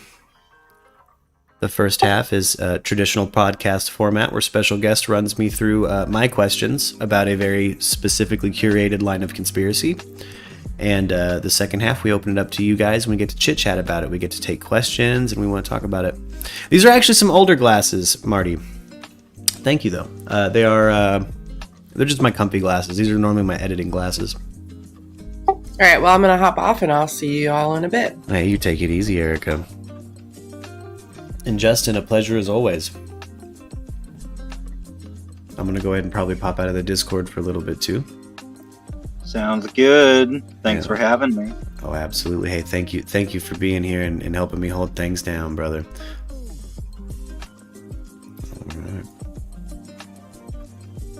Here's my thing, though. I've been to crime scenes very few, but dead bodies at 4+ weeks smell absolutely awful. If his remain decomposed skeletal, how do they not detect that? So my messenger is on. I thought.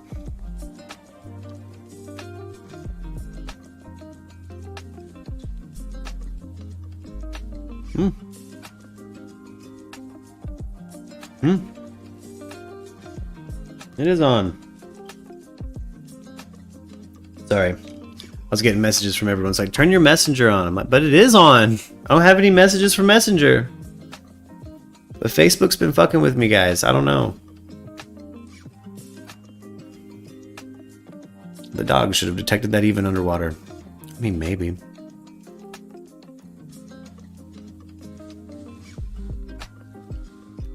Oh, you missed my Harry Potter glasses? They'll be back. They'll be back. I just wanted something comfy for a few days. You know what I mean? Just wanted to get comfy.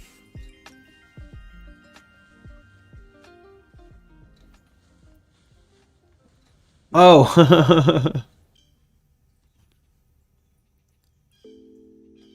Oh. Yeah, no, but my messenger is on. Anyway. I love you guys. Let's turn this up a little bit. See what. Let's listen to JB for a second. Can't say with certainty, but in covering previous stories and as far as when a body is found and they have to identify it, the chances of it going into the weekend, they're going to be working through the weekend. There's no doubt about it. But I would imagine that there's a pretty good likelihood, based on where we are in the 48-hour window and the weekend approaching, that there's a pretty good chance that we're going to find out by end of business day tomorrow. Let's take some more questions and comments out of the Facebook Live. Actually, you know what? I don't want to leave 50% of our audience hanging. We're going to play back the press conference. The press conference. Oh, shit. Okay. This is the Lee County Sheriff. And I want to make sure that All right, gang, we're going to go out on this press conference his again. name right, and it is. Get ready for the Carmine tattered map. I'm ready to Marceno. talk conspiracies. I don't cover Let's Lee County, fucking so do I'm it. not, I have never worked. Shout with out to Carmine in the everybody that past. entered the lottery Of course, today. No, I know the sheriffs here in our Thank area, you, all of Borough you. County Sheriff Jack I'm Bannister, or Pasco County Into the Sheriff months Donato, rolling around, we're going to be Bull shipping out some merch. I'm so excited to see you guys in Lee it. County is Fort Myers. That's outside of the Tampa Bay coverage area. So What time is it where you are? It is 11:42 a.m. Rock. And again, I'm coming back at noon my time with the tattered map, and I'll see you guys here just around the corner. From this press conference, it was kind of random, spontaneous, sudden, unexpected.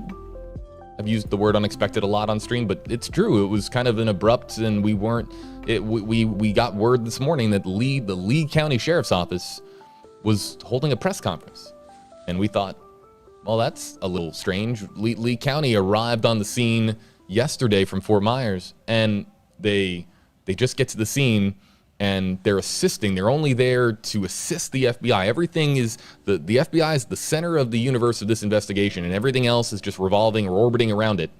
And Lee County is one of the many things orbiting around the FBI as far as conducting the operation here on the ground. And Lee County calling a press conference, which I thought was very strange and, yeah, bizarre, a little bizarre. So Lee County Sheriff calls a press conference, and also part of this press conference, curiously enough, is Northport Police Chief Todd Garrison. Now, Garrison we have not heard from in weeks. Last time that we heard from Garrison was when he said, "We know where Brian Laundrie is." That press conference. There was a lot of focus on that press conference because one day you're saying you know where he is, and then the next you're declaring him a missing person. So the first shot that you're going to see here, the very first shot, as we play this 3.5-minute clip, and then we'll come back and we'll talk a little more about it and take more of your questions. But the very first shot that you're going to see here is Northport Police Chief Todd Garrison, and stepping up to the microphone is the Sheriff of Lee County.